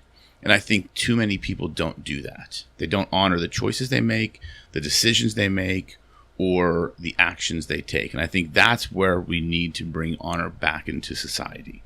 That's my belief. I think honor is a very, I don't want to say ambiguous term, but it is. I think it can be defined very differently. All three of us probably have a different definition of what honor is. But I think, I know myself, like where I've always struggled is I have to honor decisions I make. Make the decision and honor it because I made it. It's not, don't question it, don't regret it, honor the decision because I went through the process of getting there, coming to a decision, choosing, and then moving forward. So I've got to make sure I always honor that. And I think if we start doing that in life, I think there'd be a lot less victim mentality out there. There'd be a lot less of this suffering we're talking about. There'd be a lot less of the shame because people are now honoring, I made the choice. That's on me. It's that honor brings responsibility. Like that's how I equate. Like that is honoring something is being responsible for it. So that's honoring yourself. Sure. But you have to start there. Like right. If you don't honor yourself, you can't honor anybody else. Like that's what I believe. If you're not willing to honor your own decisions and take responsibility, how the fuck can I honor anything else? Yeah, you're talking about choices, but honoring other people's time. Yeah, absolutely too. Yeah, because every step of the way. Just we had a big event the other day. I mean, we had a discussion yesterday about this, but throughout the event, I mean, Mia has done so much work absolutely. for the office, getting everything together. And I mean, making sure she gets all of the credit that she deserves and helping her out throughout the entire night, in my opinion, just helps respect or honor her time that she has put in. So we talk about choices. Sure, you have to honor, if you make a choice, you have to honor that. But I think that goes... you're right. What Rocco's saying, that we have a million different definitions of honor. I think we can go down different paths. I mean, honoring other people's time and effort is equally important as well. Honoring other people's time, that is spot on, because I fucking hate when people don't do that. Yeah. Like that, if you ask me to go somewhere and you show up late, like that is my, I won't go out with you again. I'm thinking of a particular friend of mine who years ago invited us to dinner and showed up an hour late. Like an hour fucking late. Like you invited us to dinner and you showed up. That's not honoring my time. So why would I ever choose to make plans with you again? Because you showed me no honor for my time or no respect for my time. And I do think, to your point, man, I do think that, outside of our own choices, we do have to honor other people. But I think we become so egocentric. It's all about me. It's me. It's about me. Like, what do I get out of this? I think if you just start honoring other people, and honoring the people that decide to take a journey with you, or be part of your life, or give you their time, like that's an important thing. And I think it brings decency back to this world, something that's very lacking. Like decency is on a downward decline, and it really is. And I think that right there is why we continue to grow as we have been. Because clients can see it immediately. We were in client meetings or potential client meetings, and they say it time and again. It's the fact that we're actually listening to them and actually care about them. That's the truth. And not trying to sell them this huge legal package that they don't need. Yeah. But actually just letting them talk and listen. Isn't that all anybody really wants? That's it. They just want to feel heard. They want to feel heard. The average person just wants to be heard. They just want to be heard, I mean, they would like to be understood, but at the bare minimum, they'd love to be heard. And time and time again, clients come in and they hate lawyers. Hate them. I hate lawyers. And I think it goes back to the honor piece, because the client doesn't feel like they are honoring their time, their decision making, their needs, their issues. And you deal with it real estate, right? I mean, think about that. Like how many people that you deal with, it's just like when you listen to them, like you don't have to agree with them necessarily. You don't have to do what they really want, but just letting them say their piece and making them feel heard. Like that's a level of honor. Like that's really what honor is. If we're talking about honor, like outside of honoring our own decisions, like when you spend that time with someone, like you're honoring them and what they believe, and you don't have to agree with it or do it, but by fact giving them your time in thought and listening, like that's honoring someone. So I guess that would be the description of what it could be viewed at. To me, it's a little bigger than that. I think that it's just how I feel about it. The last thing I'd want to ever do is to impugn anyone's human dignity. And I think when you give somebody your time, but more importantly, your attention, and you let them talk and you let them express themselves and ask questions, that's directly respectful of their dignity as a human being. I think that, I don't have rules about dignity, but I believe that, giving someone the opportunity to express themselves and to be heard, hopefully there's understanding, but at least to be heard, that's part of human dignity. So I just feel all I'm doing is respecting their dignity as another person. It can be viewed as honor, maybe, but I really think that I owe them at least that. And that's why I don't want to be around human beings at this point in my life that don't have an understanding of that. Because if you can't at least respect the other person to let them be heard, then what are we doing? It's all just kind of like emotional masturbation at that point, because it really doesn't. I mean, in those situations, like the dignity thing, like one thing for me, when someone has their phone out on a table, like that's not honoring me. That's not showing me dignity. That's showing I'm important enough to listen to, but there may be something more important. Mm-hmm. Like that's I It's noticed a good that. indicator. I noticed that. Like, indicator. I don't say anything to anybody, but I notice that anytime someone's in a meeting with me, if their phone is on the table, like I'm not giving them my all. Yeah. Like because I'm like, you're distracted. Yeah. Like there's potentially something that you believe is more important than these minutes we're spending together face to face. Right. So they're never going to get the full me. They're never going to get me to open up. They're never going to get who I truly am. Mm-hmm. And that's something that's always bothered me. Like it's always, and it, because it's a decency thing. It's a dignity thing. And it is to me, that is an honor piece, because if you can't honor me enough to put your phone in your fucking you're pocket. honoring your dignity. Right. Yes, exactly. Yeah, that's exactly right. That's what I would say. Yeah.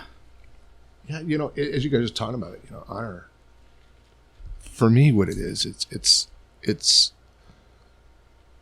the thing you're committed to, or the relationship you're engaging in, is the most important thing over any result or outcome or anything else, any other distraction you may have or whatever. That's what honor is. And getting back to what Matt said, is there a way out? I think the way out is to operate with honor. You know, I really think that's what it is. Yeah. Yeah, I would definitely agree with that. And the thing though is, like, from the parenting standpoint, how do people get trained in being honorable? You know, because it's, as Rocco said, it's all about our ego. It's about us getting our needs met versus what we're here for. And what people don't understand is the best way for you to get your needs met is really to be of service. 100%. You know, but that's how you get. the youth must be. Can't say that. The youth must be taught that. Yeah. That because there's an emotional spark the moment a young person understands the feeling of helping others, what it does for them. Hard to learn that when you're in your 20s. You know what I mean? If you haven't been shown that when you're in your teens. Yeah, but you can see it clearly in people that get it, like younger people. Because not all young. No, people. right. But I think you're so true. Like it's something that's got to be taught, right? And that is the way back. Honor is the way back. It really is, because if we start honoring things and people and relationships and commitments, right, to what we're committed to, you know, that shifts the narrative. Like that makes the true paradigm shift in this world that we need. Like that's how we get back, because right now we're not honoring much in this world, right? We're making up the rules as we dollar. go. We're honoring the dollar. We're making up rules as we go. We're making up rules that are convenient in the moment. Our own gratification is put at the top. Likes. We're honoring likes. It's yeah, and it's true. It's social media currency. But I look at commitment, right? And I look at, okay, when I left corporate America, I started the firm. I had no idea what the fuck it was going to look like. I thought it was just going to be me and an assistant. And now I look at, like, we have a team of people that I'm responsible for, and I take that commitment. Like, I honor that. Like, I've chosen, like, I will go to bat for any one of those people. Like, I will always take the fall, take the blame. That's me honoring that, the commitment I've made to them. And I think if more people operate, and I'm not saying operate in that way, but a commitment to what they've decided. And that's why I keep coming back to honoring your decisions. If you decide to do something, honor it fully. Like, give it everything. Don't half-ass it. Or don't do it. Like, there's too many people that get through life half-assing it, but then they bitch about why they've only got half of what they think they deserve.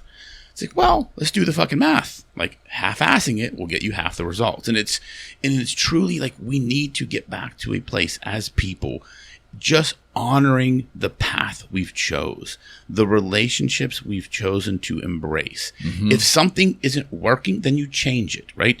If a certain relationship or if a certain situation isn't working or doesn't, like we say, source you in the way you need, then you change it. That is still honoring the relationship.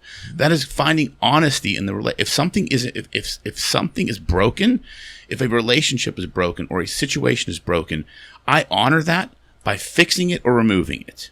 Not by just trying to force through it and say, I'll deal with it. That's not honoring it fully. You honor it by fixing it or removing it. And I think people take the easy road, and they don't do the certain things they need to do to actually honor situations in life.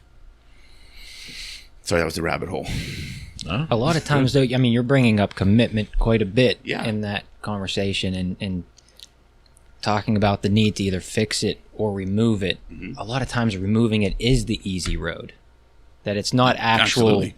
the struggle of no, I have to make this work. I mean, what's the stat now of people job hopping? I mean, it's like over 10 now in someone's life. Yeah, 10 jobs that they're going to change their career, their job 10 times plus. Yeah, I mean so we talk about commitment and honoring what you're committing to, or remove it. I think that's a slippery slope once you start talking about, well, if you remove it. It's a good point. Yeah, it's a good point.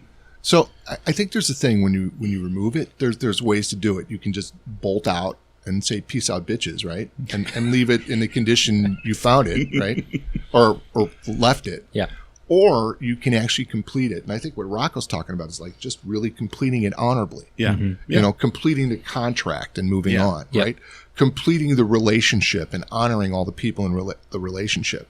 Yeah. You know, such that there's no leftovers. Because one of the problems that happens when people don't do that, and so like if you guys hire somebody and they bolt out from their other firm, well, guess what they bring with them? They bring with them all the baggage from the other firm and everything else before that, right? Right. And that's the thing that I've been talking the last few days is you got to make sure all that stuff is done so you can create from anew. Yeah. Is you gotta complete all that stuff, you know? Yeah. And because if you don't, it just gets messy and it's a shit show. You know? Yeah, and to your point, like in to Matt's point, like I think when I say remove, I think you remove once you've fixed everything you can or made all the attempts. Like I look at like a former employee we have. Like I know I tried to fix it probably longer than I should, and then the ultimate decision was to remove. Yeah. But I did in my mind everything I could to try and fix it. Yeah. To say because I saw potential, but then it got to a point like okay, the only option now was to remove. And I think that I had to honor that decision. I struggled with that decision. I struggled with it because it was I took it as a shot on me. Like I made a bad decision.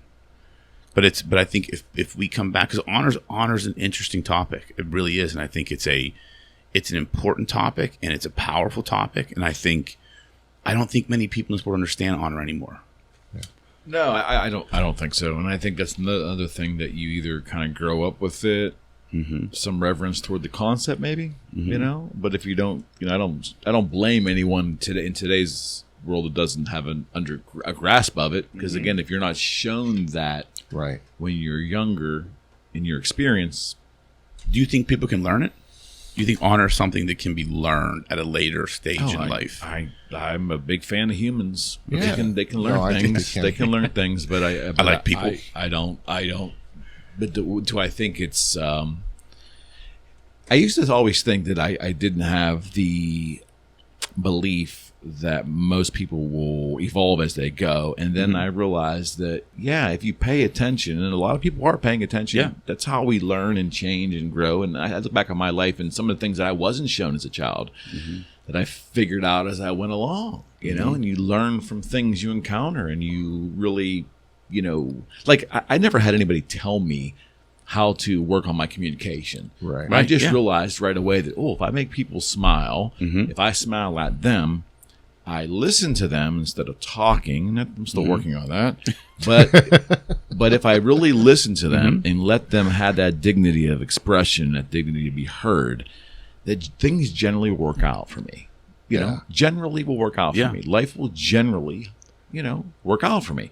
But again, I think that's the thing about learning. Like I was a scout when I was a kid, Eagle Scout and all this stuff, and I hated it. My father wanted me to be in it. And I did all the, stuff, at the Eagle Scout and beyond. But then, I was like, I found girls, right? Didn't want to belong with Scouts anymore. Okay. That was the truth. But it wasn't until years later that do I get this merit badge or a BJ? Which one? There wasn't a dating merit badge. That would have been fantastic. I know. Didn't learn that in Scouts. But I will tell you, the thing was that it wasn't until later that structure and that order and that system in place where everybody had a role and a function, that kind of groundwork served me well later when I went out on my own as a very young person and had to find my way in this big world, because that honor thing of honoring elders and respecting elders and having healthy fear of elders. And I've said that, Rocco and I bounced around this thing. I made a comment to him in a prior podcast. I said, it's interesting because I was raised in a way which the tenet was that you had a healthy fear of elders and you respect everyone. strangers. Respect strangers, healthy fear of elders. When I've said that tenet to some other guests on this show in a similar discussion, they thought that was the most horrific thing in the world. Well, why were you told to have a healthy fear of your elders? You shouldn't fear your elders. And I take it all. I take it all in because it's a different perspective than mine. But I think I think it was good for me to be told to have a healthy fear of elders, to realize that this other gentleman down the street who was my father's age, that if he told me that, I was out in the street doing something I shouldn't be doing, that, I wanted that. Yeah, you listen to that person. I granted, everything's in context. Sure. But I don't think there's anything wrong. And where I'm going with this is, obviously, that if you had that fundamental stuff given to you when you're younger, it makes evolving and learning as you get older a hell of a lot easier if you pay attention. That's right. I never thought this Collapse of Parenting book would play such a pivotal role in my responses here, but it goes, how many people now call their elders by their first names? This book talks about this book talks about the issues of just that. Instead of saying Mr. Cozza, it's Rocco. Not that you're an elder. I would never say that. You haven't got your halfway point. Dick. Remember, you're a halfway. I'm at the halfway point. But Mike's the only elder in the room. Yes. Oh my God. Yeah. Yes. But Mike. The point being, we'll call you Mike. We'll make you feel young. There you go. It destroys the hierarchy. It now puts us on equal terms. If I'm going to call you by your first name, am I respecting what you've gone through? And I would agree with you. And I think when you say that, it really jars my sensibilities because of how I was raised. Yep. But there is a good part of our population that when you say what you just said, they would say, good. Well, yeah, I was just going to say, right now, many people view hierarchy as something evil. And many people view, what's one of the biggest assaults they can make on our culture is, it's the patriarchy. Well, what is patriarchy? It's an adult male who's leading things. And it was built most of the Western civilization, but we attack it because of some of the errors that have been made, right? So it's this, this whole thing, this view that there's a problem with hierarchy. Here's the challenge, though. With hierarchy, that's where leadership lives, right? Yeah. And that's the thing that's missing. And people, what's needed is honorable, responsible leadership. Yes. And we got to redefine what leadership is. It's no longer an autocratic methodology. It's what is the vision? We've talked about it a million times. What's the vision? And now as a leader, and Rocco does such a good job of it. And it's not just here to fluff your pillow for you. Thanks, man. But fluff away. Exactly. But what leadership is today is you create the vision of where you're going and what you want to build, and it's always moving and evolving. And then you also look at providing the resources and the structure to fulfill that vision. And it's not about, doing it all yourself, you know? And that's how, again, it's not to say how great the Cozza Law Group is, but it's an exceptional organization the way they built it. And Matt's done an exceptional job of living into that vision. And that's really what goes on. And that's what's so cool about it. Yeah. That's what, and there is a hierarchy, but it's not autocratic. Right.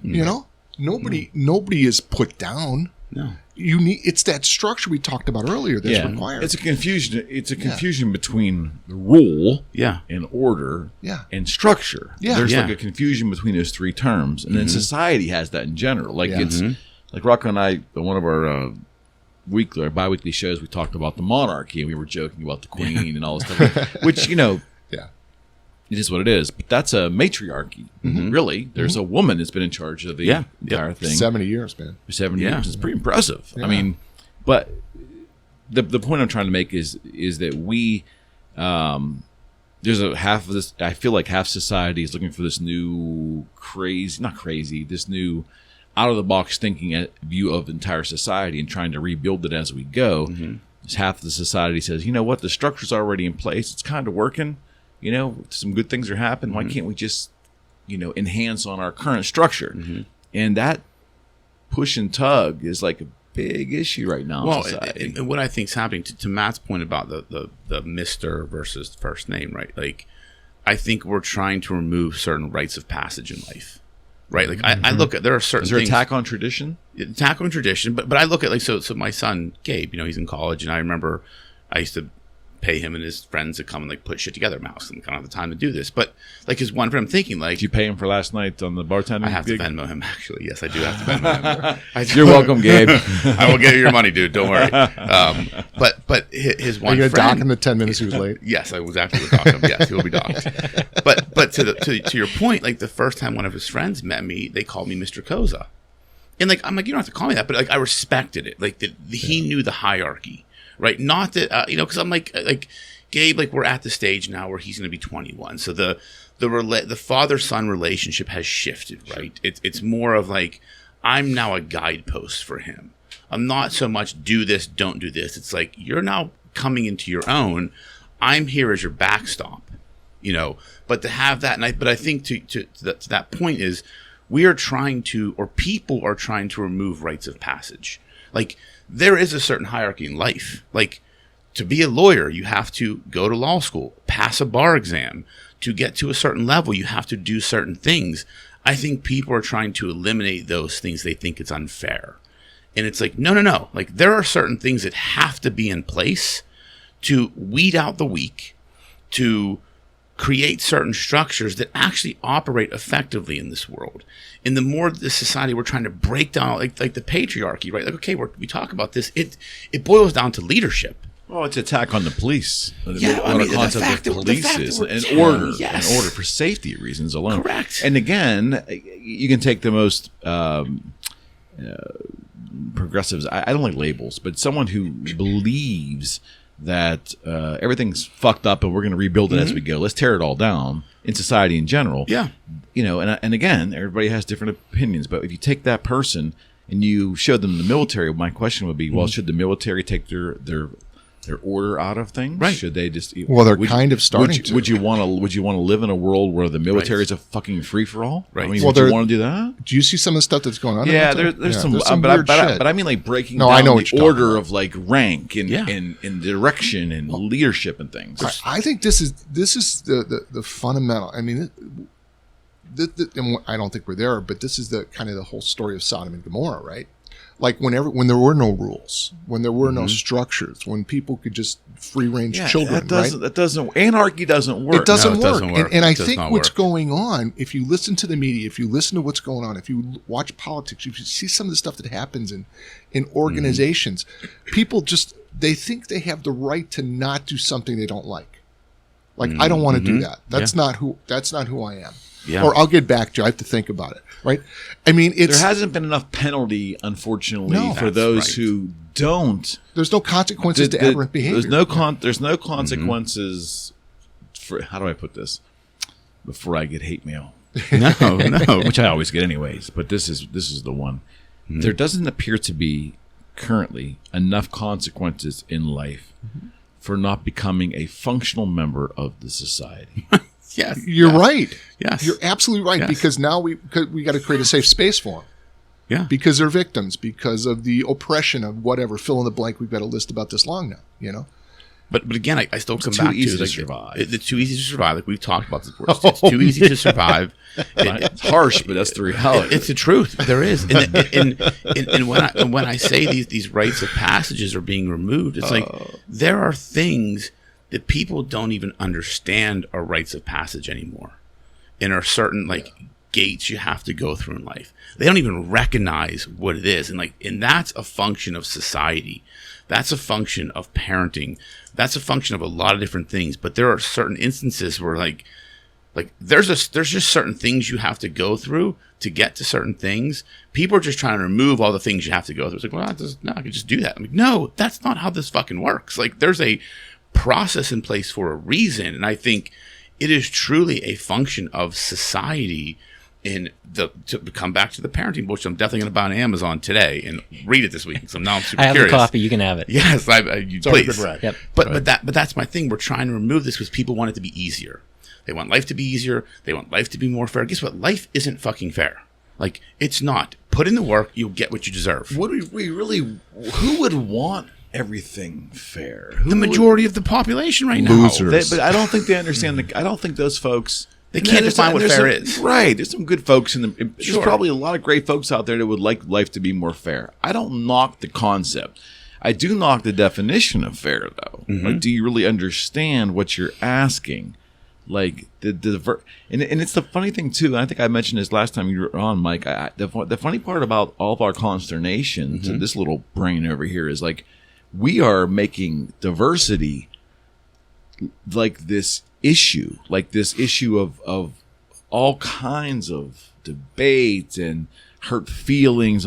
Diversity in life, in every regard, is the absolute beauty of what the human experience is. Exactly. If there was no diversity in anything, if everything was just flatlined, and maybe that's what, if you believe in this crazy stuff, maybe that's what, like, 8 million generations ahead of the human experience, that might be where we actually get to. Well, what kind of life is that, right? It's not life. If you think about how this country was created, the founding principle of this country was the individual rights of human beings. Yes. Personal sovereignty.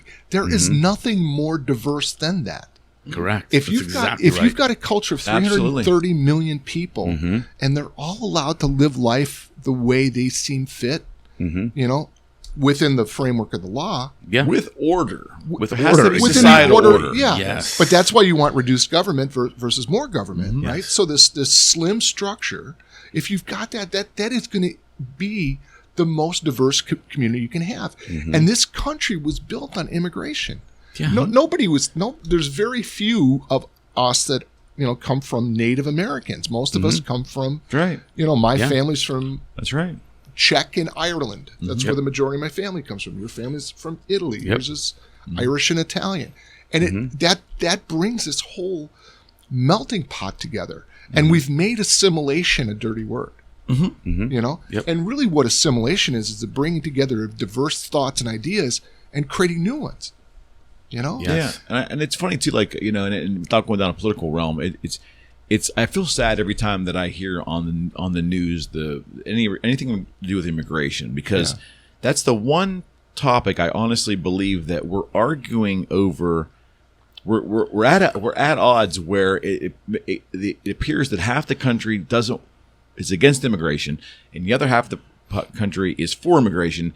And I don't think that's right. I think that most people are absolutely, I would say most people, the bulk of the society is absolutely for immigration. The argument comes with process. That's exactly right. It's a process argument. It's That's purely not the process. It's part of the argument that you hear, but it's not at the forefront. The forefront is basically the idea of different races of people, cultures mixing together, and those people don't like that. So that's kind of, it's an emotional thing more than a process thing.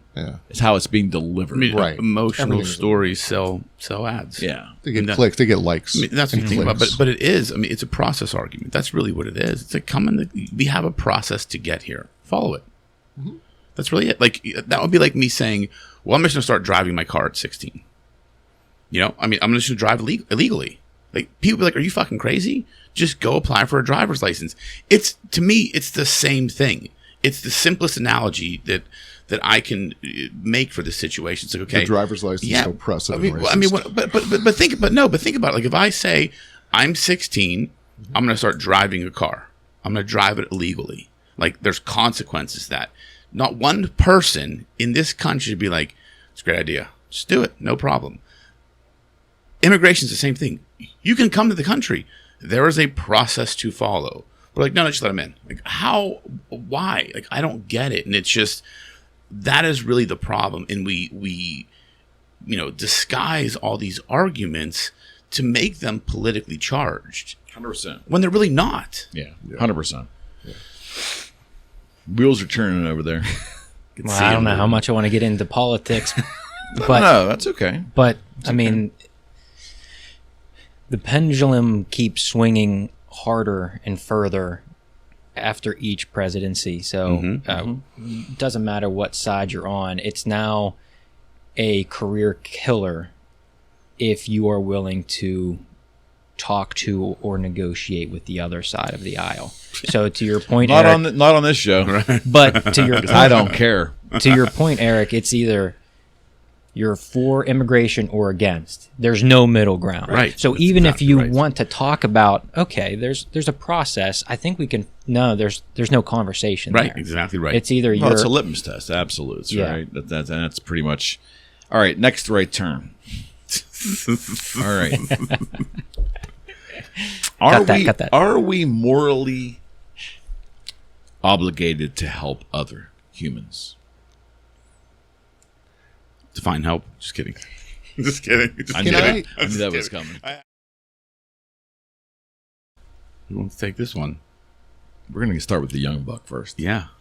oh man, I thought you were Didn't see talking that about me. coming, I thought did you were you? talking about me, the young buck. Just kidding. I was actually talking about Mike.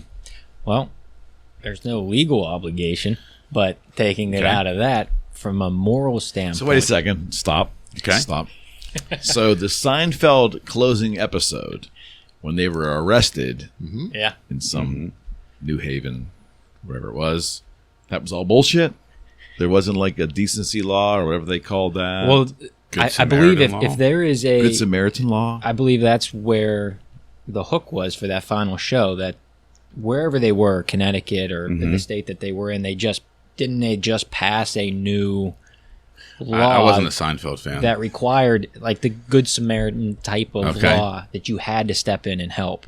And they wanted to use the Seinfeld crew as, the poster child now that we are going to enforce this. And that's why I'll have to go back and look. I can't remember I did not know exactly. this. That's interesting. Yeah. But yeah, so from a legal standpoint, Okay. no. But I'll take the lawyer hat off. getting moral standpoint, I think we do have a moral obligation to help others, and I think that goes back to the road back. Because if you're only looking out for yourself, and that's where we are right now. I mean, how many stupid acronyms are out there? YOLO. Oh, I hate.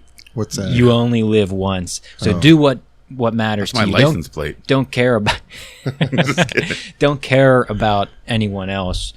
What matters to you? What's going to make you happy? Okay. That's how we've come so far and the issues that we're facing. But you change that structure and the viewpoint of it of helping others. Well, it takes you out of the equation and it's helping your community, and maybe that brings people closer together in terms of now we can negotiate or come to terms with, the tug, push and pull of, coming to a common ground and moving forward together rather than in silos. So yeah, absolutely. I think there's a moral obligation. You're looking at me. So I do believe there's a moral obligation, not in every instance. So I believe I am altruistic in nature, right? So I will always help those who can't help themselves, right? Always. I'm unwilling to help someone who won't help themselves. And that's kind of how I define it. And it's a very esoteric definition, but that's how I look at it. So I will always give and go above and beyond to help people that can't help themselves. Or I will always put other people before me, right? That's how I look at the firm. Like, I want to make sure they're all taken care of before me. But I have a very hard time when either the government steps in or where I have to now start supporting something that I know they won't. They're choosing not to help themselves. And I think there's a fine line. And again, everybody's morals are different, right? So everybody defines this differently. I grew up, taught to be kind. I will always be kind to people. I will always help. I will always give somebody my time, right? I will always do that. I will always financially support somebody if they need it. If they need help, I'm there. I will guide somebody. I will give above and beyond. Where I draw the line, and this is me, I will not do that for someone who won't do it for themselves. And that's the line I draw in the sand when it comes to my morals and helping others. I do believe there is that moral fabric in society that we do have to come together as a community and help others. That's why we sponsor a lot of things. I support a lot of organizations because I want to be, because if I financially can, I'm going to do it. I was never able to do that as a kid, right? Came from nothing. So it's now I'm able to do it and I want to support that. I won't support people or organizations that play the victim card or that play the I'm not going to do it myself. I'm going to have somebody else do it for me. Like, no, I'm not going to do it. That's the line I draw for me. Yeah, I agree. That's an important distinction. Folks that won't help themselves, that Not they that are can't, but they expecting won't. others Yes. to help them. Yes. Yeah. I will guide you. I will show you the path. I will support you. I will walk beside you. I will catch you if you fall, as long as you're walking the path with me.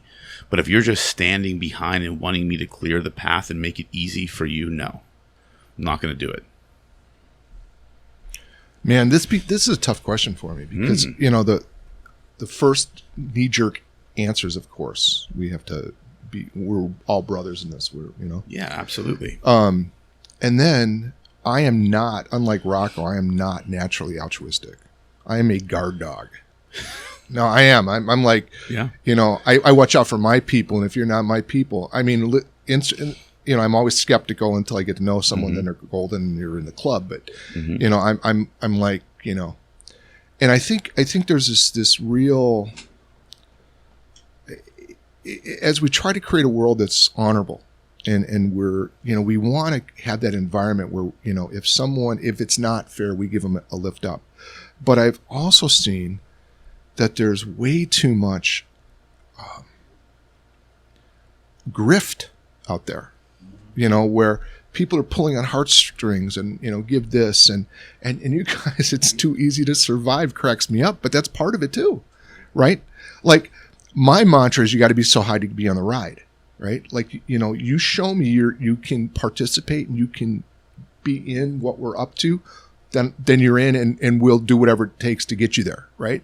But there has to be a willingness and an ability and a desire to take on that personal responsibility, because I think what happens if we make it too easy, and not that we should make it difficult, but there's such a gift in overcoming obstacles. There's such a gift in falling on your ass and getting back up and moving and working for something and achieving something. It's who you get to know yourself to be. And if you're always going to be on the dole, if someone's always taking care of you, we create an element of our culture and our society that is going to be dependent on others. And not that, I don't know, I wrestle with this all the time, because I know deep down inside I could be really mean. And so I see, people panhandling or something, screw them. But I don't know the story. So do you give to panhandlers? Very seldom. You? Very seldom. Me? Mm-hmm. No. You? No. Do you? Very rarely. Yeah. I have. If they have a dog, yes. I have when I've seen like folks that don't have limbs and things like that, Yeah. which they might be part of a racket too. So it's entirely possible. Yeah. I've had a couple of these experiences, right? Where I've met panhandlers. And one was in Rochester, New York. I was a VP of sales of this manufacturing company in Rochester. I didn't live up there, but I would go up there. And I'm going into like the sheets thing, something like that. And a guy comes out and he's hit me up for money, and I said, "What's the story?" And he had this incredible story, And he told me he had a degree in engineering and all this other stuff. I said, "Well, here's my card, and come on in, and I'll hook you up. We're looking for an engineer. Yep. I'll give you a gig." Same thing happened when I was in Oakland. I was working in a consulting role, and I'm walking down the street in Oakland, which you shouldn't do, but I was. And this guy comes up and he hits me up, and I give him my card again. I said, "Come in tomorrow. I know we're hiring. I promise you a job." Right? And these are good jobs. These are not like minimum wage gigs. These are real gigs. And neither one of these guys showed up. So That's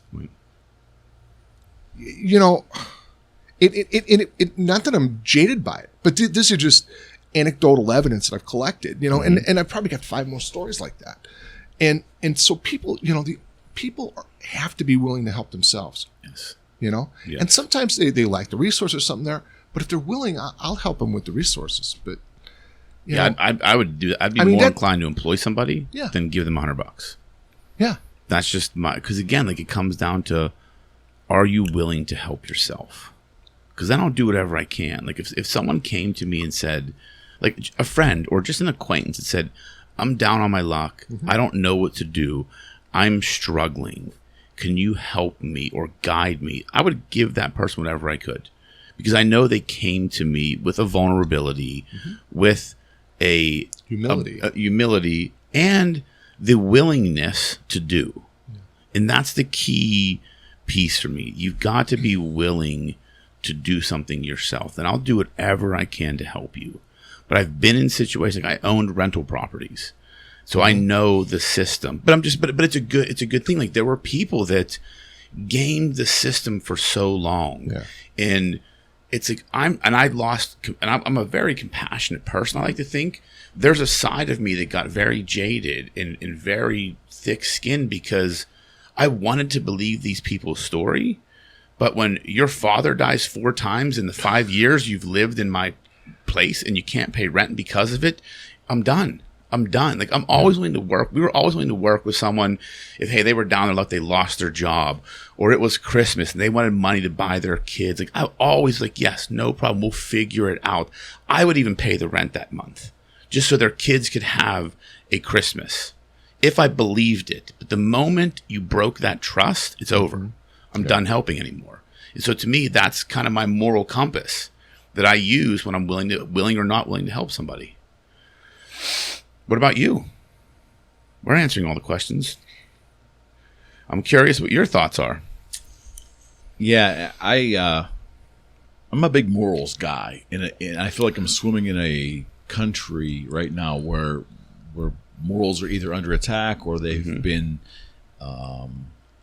devalued, or the definition's now so convoluted and no one thinks about it. Okay. And I say I'm a big morals guy, and I'm not a very religious person. I just think there's something inside of every human, I believe this, that kind of, outside of those that are mentally impaired, because there's a genetic issue. Sure. I think if you're generally genetically with it, there's a spark inside where you innately know through raising, maybe it's something that has nothing to do with being parented. I don't know. But you know the difference between right and wrong. And I think that because we have that, we should be acting appropriately. And it isn't a stretch to ask for people to be decent. So I believe in morals.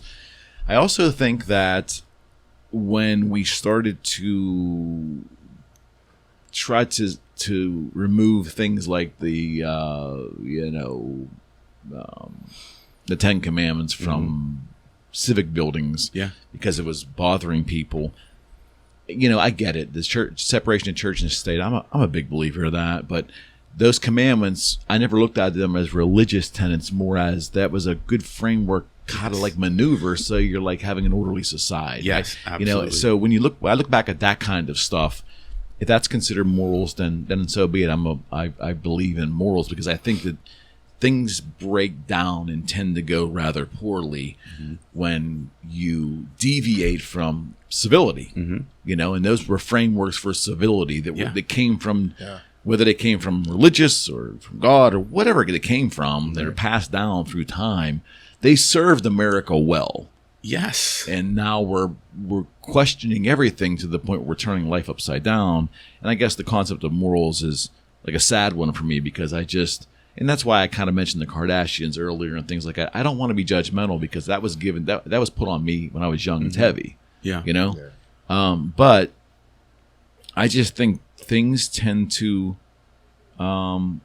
really get unfortunate when society moves away from morality or decency, or or they don't pay attention to it, or they don't figure out what the social and civil tenets should be for good behavior. That stuff shouldn't be under attack. No, and you know what's so interesting when I did my TED talk in Canada, right? After the talk, how many people came up to me afterwards and said, "I wish more people would talk about this." And I'm like, how the fuck? Like, it's basic kindergarten. Be kind. Like, treat people with decency. Like, it's a certain level of operating we're taught as kids.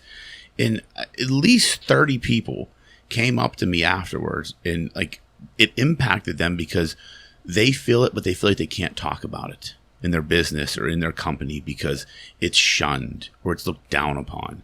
And I'm thinking to myself, that's the world we're living in right now. That these people, professional people, came up to me and said, I believe this, but I feel like I can't talk about it because I'll be looked at negatively. So think about what that says. If you believe in your company you can't talk about being a decent human being because you're going to be looked down upon, what does that say about the company? 100%. I mean, it's bullshit. It's there was a book that was written in the, I think, late 70s, early 80s. I think it was, maybe it was the 80s. Everything I Need to Know I Learned in Kindergarten. Yeah. Was it Canfield? Yeah, I think it was. Yeah. I'm wrong. I've got that poster in my basement. Assuming. I got that poster in my basement. Yeah. So That's the truth. that book was really impactful for me, but that led into the Jim Rohn stuff and really just breaking life down to the most fundamental things. And you really did learn them. And Don't be an asshole. That would be a good start. That's a good start. But I think we learned all that stuff. And to this day, my favorite teacher is Miss Becky Dyday, my kindergarten teacher, and I'm still in contact with her now. She's the most beautiful person, and all of us from Coriopolis High School who had a chance to have her, to a person that I know that I still have in my sphere, will speak of her in the most glowing, reverent terms because of she truly instilled things that we have never forgotten in kindergarten. Rocco and I go into great detail on this show. We talk about some of what we see out in society. We talk about the fact that we're all, not all of us, but a lot of societies maneuvering with first level thinking. We learned second level thinking at a bare minimum in kindergarten. Things happen. You would take the input, you process it, you take a breath, you figure out, even whether it's 5 seconds or 5 minutes, what the next move is, and then you did it. We learned this very young. Yes. And then in first grade, second grade, playgrounds, we learned how to maneuver. We're not being kind like we could be kind because we're doing surface level thinking about all the inputs that come into us. We're reactionary. Everything's a reaction before we actually decide what the appropriate response is. And I think we're kind people. I just think we don't exude it because we're putting that reaction at the forefront of our brain. Does that make any sense? No, it doesn't. And when you exude it, people are shocked by it. Because it's not the norm. Right. Like, that's what's crazy to me. Like, if you just walk by someone and smile at them and say hi, they think you have an agenda. I'm like, no, I'm just like a nice person. They're just like, what the fuck do you want? I'm like, hi. Like, just like, it's crazy to me. Like, when you witness that, like, people are so, or when people are like, wow, like that impact, like, when you impact someone, right? If you look at someone and say, oh, you have a nice smile. Or like if you open the door for someone, it shocks people's conscience because it's so easy to do. It's so easy to do because it's not happening. Right, like, opening doors for people in general. Like that's, to me, like that's just what you do. But then people are like, "Oh, thank you." Like I'm like, okay, like it's like a big deal, and it's just like that's where we are in society. So that should show everybody that if we just start operating a little bit differently, like make a 1 degree shift towards decency. Think about how much impact that can have. Because if opening a door for someone in a gas station can change their day, like, wow, like that was like that one little action can change somebody's day. Think about if we all started doing that stuff. Like the impact we can have on the mentality of society. It's the niceties. It's the little niceties that you can do for people. It's the honoring you were talking about. Yes. 100%. Yes. And it's showing that you respect the dignity of the other person and that they're on equal footing with how you feel about yourself. Exactly. And that is not found everywhere today. No, I believe people need to believe I am no better or no worse than anybody. We're all human beings in the end. That's how I look at life. And I think if you operate that way, life gets a lot easier. It really does.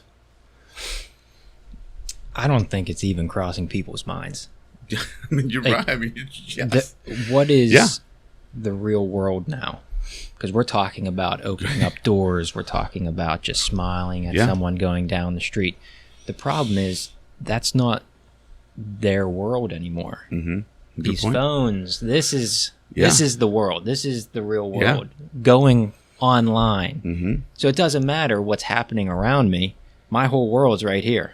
That's a good point. So I don't need you to open up the door for me. I'm not going to open up the door for you because it doesn't affect my world. I won't get a like on my post. I'm like, what is?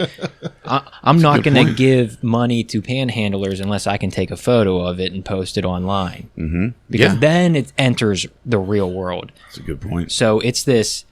The definition, we're talking jokes about definitions. What's the definition of the real world now? Because I don't think it is in the physical sense around people anymore. They don't even recognize it. Yeah, the reality, what is reality? And not from the metaphysical certain sense. We don't want to go down that rabbit hole. I do plenty of shows on that. But what is reality in terms of what we're dealing with? Or what we're dealing with in that screen, and now with Zuckerberg and Meta and Facebook and all this, where this is virtual. Again, I'm not against it.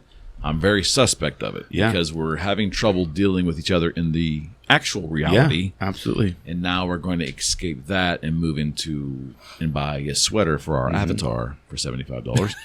And we're going to move into that world when we haven't figured out how to fucking live in this world yet. Yeah. I mean, and to Matt's point about like the decency and the good deeds, like what always frustrates me is the people that like, oh, I left the waitress a big tip, and they take a picture of it and show it. Like why do you need to do that? It's a like, show me society. But that's what's so frustrating to me, because it's like that takes the decency out of it.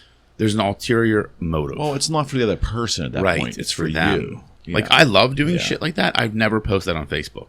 Like I've done all of those things. You're not doing it for accolades. No. So that brings what Mike was going at earlier was like social or virtual currency, likes on all platforms, hearts or thumbs up or whatever. That has become a social currency. And I was listening to a it's a congressional hearing on the concept of Instagram and the effects of that particular platform to children. It was fascinating. And, I withheld judgment until I heard, it was like 3 hours long, but it was good. And one of the Congress people said, well, what would happen tomorrow if, the social media platforms got together and decided to do something for the goodness of humanity and eliminate all of the numerical statistics, self-generated numerical statistics on all platforms. So we're just out there with the initial intent, which was just to connect people and enable them to talk and all this stuff. And immediately it was conveyed that will never happen, because that is currency within those platforms, and the value of the entire corporation is weighted on their advertising revenues, which is only quantified by the likes. Yeah, this gets back to that paper that I was talking about with Milton Friedman and Mike Jensen. They started quantifying human behavior. That's ultimately what it did, and putting them and monetizing it, and that's what changed. And I got to know Mike Jensen, and he regrets writing the paper, And he spent the last 15 years of his life really working on bringing integrity into the MBA programs and the idea of what integrity is into business platforms. And here's the most remarkable part of it. The guy he's professor emeritus from Harvard, and Harvard won't talk to him about it. And they're the guys who kind of set the tempo on what business schools look like, right? So it's really what you're talking about, Eric. It's like, these are good ideas, but the hurdle we've got to overcome is this lust for money. Yeah. And that's what's been driving everything. And that's why the only way it's going to change is with firms like Rocco's. Well, money is important, of course, but it's not driving the show. And because it's not driving the show, guess what's happened with their money? It continues to go up exponentially. Ziegler, Rohn, all those folks have been saying for Napoleon Hill, if you help enough people get what they want, you can have everything. Exactly. The money will follow along. You don't have to concentrate on it. And I've seen it happen a million times, yet these guys with the voice and the podiums and the platforms, that's not the message they send. And the only way it's going to change is from the bottom up. That's just the way it changes. Like all politics is local. Like all change occurs incrementally at the most basic levels, and it starts in the family. It does. Yep, absolutely. It does, and again with the changing structure of family life in this country, I don't hold out a lot of hope that in my lifetime that I will see a way back or a shift. Or now there could be a global thing that happens, and a war, a dropping of a nuclear bomb somewhere. Those kind of global things can change society, right? But I don't see there's going to be, outside of a global event like that, I can't see us making a tidal shift. I think the ship has sailed as far as quote unquote the nuclear family with the husband and wife and that. And I don't want to sit here and argue about that. I mean, I've got a position, a very strong one on it, but it doesn't matter.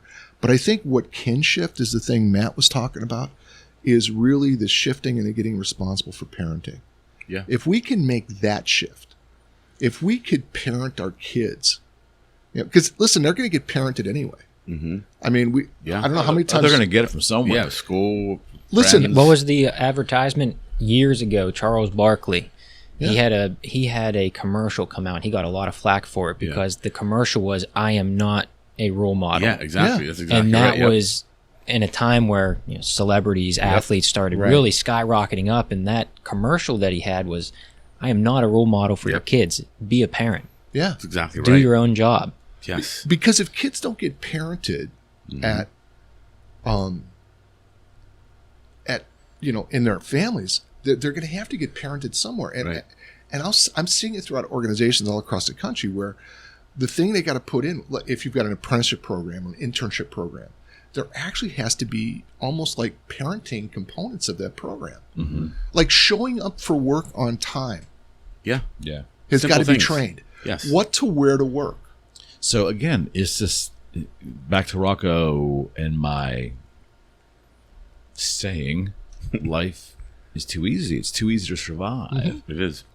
So, talking about things like responsibility, showing up for time, will those things change with a significant downturn in the marketplace?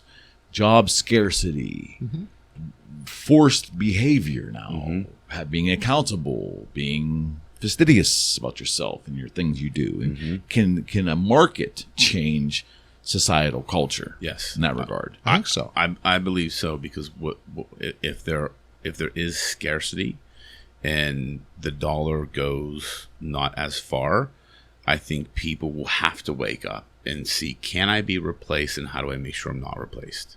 Like I think a market shift towards the down, and a tightening of the job market itself, I think people will, because it's been too good for too long.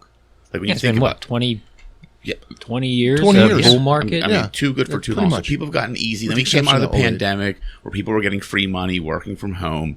I think now you're going to start seeing a shift over the next 6 to 9 months. That market's going to change, and people are going to have to realize, I need to step up or I'm going to be tossed out.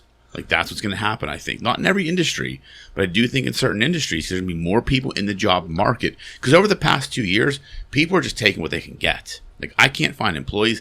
I'll take a body that can breathe and do things. Now it's like, wait a minute, there's more bodies out there. So now I'm going to select better. And then now people have to step up their game or they're going to be easily replaced. And I think we're going to start, we haven't seen it yet. I don't believe we've seen it yet. I think in the next 6 to 9 months and coming into 2023, we're going to see that shift start to happen. I think you're spot on. And this is why capitalism works. And one of the problems is we haven't allowed capitalism to work because we have to be fair and all this other stuff, right? But one of the things that's starting to show up now, the decline of the stock market, right? There's been, and cryptocurrency. What's back in cryptocurrency? Is it real or isn't real? Some of it is, some of it isn't. You don't know. Yep. So, but what I just heard an analyst talk today. They call them the millennial companies, and these are companies that are set up and have got a whole bunch of investment, but they're not producing anything. One of them was this mattress company that every time you buy one of these, it's a green mattress company. Every time you buy one of these mattresses, they're losing $100 on each one. But they're creating social change, right? Well, yeah. Warren Buffett said it best, but this was, I think, at the beginning of the internet. His biggest fear was that stockholder value will be determined on projections as opposed to actually making money. Yeah. And then when it actually happened. Yeah. Right now, it really, am I right? Well, I mean, exactly right. Here's a good making thing about money doesn't matter really anymore. Well, here's a it's good how thing you about project to make recession, though. money. It cleans it all up. It's in theory, it should. Well, it happened with the .com. Remember? But that was very short-lived. Yeah, but it killed off 75% of the internet companies. Some of the bullshit. Yeah. I would agree. But what came out of it was the bigger players, you know. I think recession is an opportunity for strong businesses. I think what will happen if we go into a deeper recession, I think you're going to see a lot of companies emerge. So I think if you know how to navigate a recession from an economical standpoint, it's a huge opportunity, because those companies, those ones that are losing $100 every mattress they make, there's something in that company that has value that people will start picking off and putting together with other things. Mm-hmm. That's how we'll right the market, because it's just been like those millennial companies, those companies that just, they don't make anything or do anything, but people like I mean, we deal with that with some clients, right? They have these, companies are putting together and have investors. I'm like, what are they investing in? Like, there's nothing you have yet. Well, so it really leads you to believe, like, that Ponzi scheme is the rough way to say it. Right. Rocco and I have talked about this multiple times. We've talked about how some of the smaller radio stations, terrestrial radio stations right now, are running on shoestring budgets to survive. Yeah. Right. And going back decades, a lot of them quit getting Nielsen ratings. Right. They quit getting the statistics. Right. So, but they're still out there selling all their advertising. Right. And they're because these car dealerships and dental offices, they've done what they've always done, because they assume, a lot of them, that's where their revenue's coming from. Mm-hmm. But there's no statistical data to prove that their airtime is worth a certain amount of dollars. It's all built on a Ponzi. Right. Mm-hmm. Ponzi scheme is a tough way to say it, but it's all built on an assumption. Subjective reality. Smoke and mirrors. Subjective reality. Yeah, that's exactly right. That's exactly what it is. And at some point in time, either now or in the future, that's all going to come crashing down, because at some point in time, the rug will get pulled. Market, society will change, business will change, and it doesn't last forever. Mm-hmm. But that whole concept, I think, can be applicable to the entire .com run-up since 2001. There are firms out there that are, slick marketing, a couple spokespersons here or there, what appears to be a great idea, but there's no foundation of a company there, and everything is speculative. Absolutely. Twitter's one of them. Yeah. So they'll talk about millennial company. That's a millennial company. Yeah. Twitter has, I forgot what it was. It has something like $500 million in revenue, I think, a year annually. Okay. And he offered $43 billion for it. Yeah, these are things that Warren Buffett just scratches his head, and I understand it. The more you read and understand the background of let's say pre-96 capitalism versus post-96 capitalism, it's fascinating. But I think the Twitter purchase is different, right? That's not a financial purchase. No. That's a controlling the narrative purchase. Oh, yeah. No. That's how I look at it. It has nothing to do with the financials. It has all to do with free speech. And for Elon Musk, $43 billion is what it's worth to him. Yeah. I understand the transaction. Yeah. But when you look at it from the numbers and the financials of it, it's like, wow, this is pretty interesting. I find this whole Twitter thing with Elon, I find Elon Musk to be a fascinating individual. Yeah, absolutely. Yeah, I think that's I think it's interesting that we're in a society where we've got just a handful of super wealthy. Yeah. Which I guess we maybe always had that, but the disparity between these 5 or 7, 10 people and then the next tier, it's pretty significant. Yeah. Capitalism. There's nothing wrong with it. Yeah, it's interesting how these 10 catapulted. Because think what they did. They created companies that changed things. Leverage, yeah. Think about that. Like, Amazon has changed the way people, fundamentally changed consumer behavior. It's changed society. Correct. Like Amazon takes all of my money. Mm-hmm. I'm just saying, that's, and I'm not one that would shop a lot, right?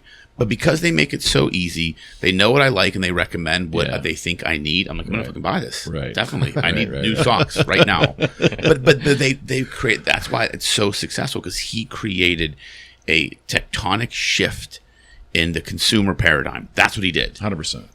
And that's how you make money. That's how you go from wealthy to super wealthy. Elon Musk, electric cars, PayPal, fundamental things that change society. Yeah. That's what it is.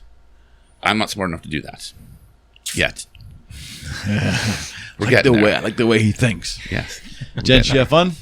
Always, yeah. man. Always. It's a blast. Come back and do This was your again. version experience, Matt. Matt did great. Yes. Yeah, I like, appreciate like a it. pro, man. Absolutely, Like a pro. Thank man. you. I know the questions were a little eclectic today. They were good, man. But that it enabled us to stretch out a little bit as opposed to this is a tough venture, if you call this a venture, project, whatever it is, because I like talking about some of the same questions with different groups. That's Yeah. always good. But at the same time, I don't want it to be a bitch session on society, because there's a Yeah. lot in society to bitch on, right?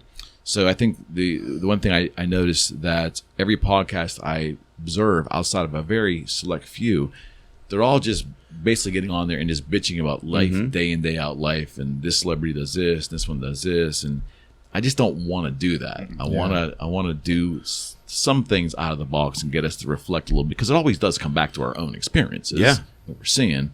But y'all played ball well today. Thank you. That was good questions. I really man. appreciate this. Good questions. Yeah, My thank brain you for the hurts. invite. Oh, absolutely. It's always good having Mike here too. Thanks, Yeah. man. Yeah, I appreciate it. This is definitely not our last engagement, if you're all are willing. So, Fuck yeah. all right, all right, friends, we're out.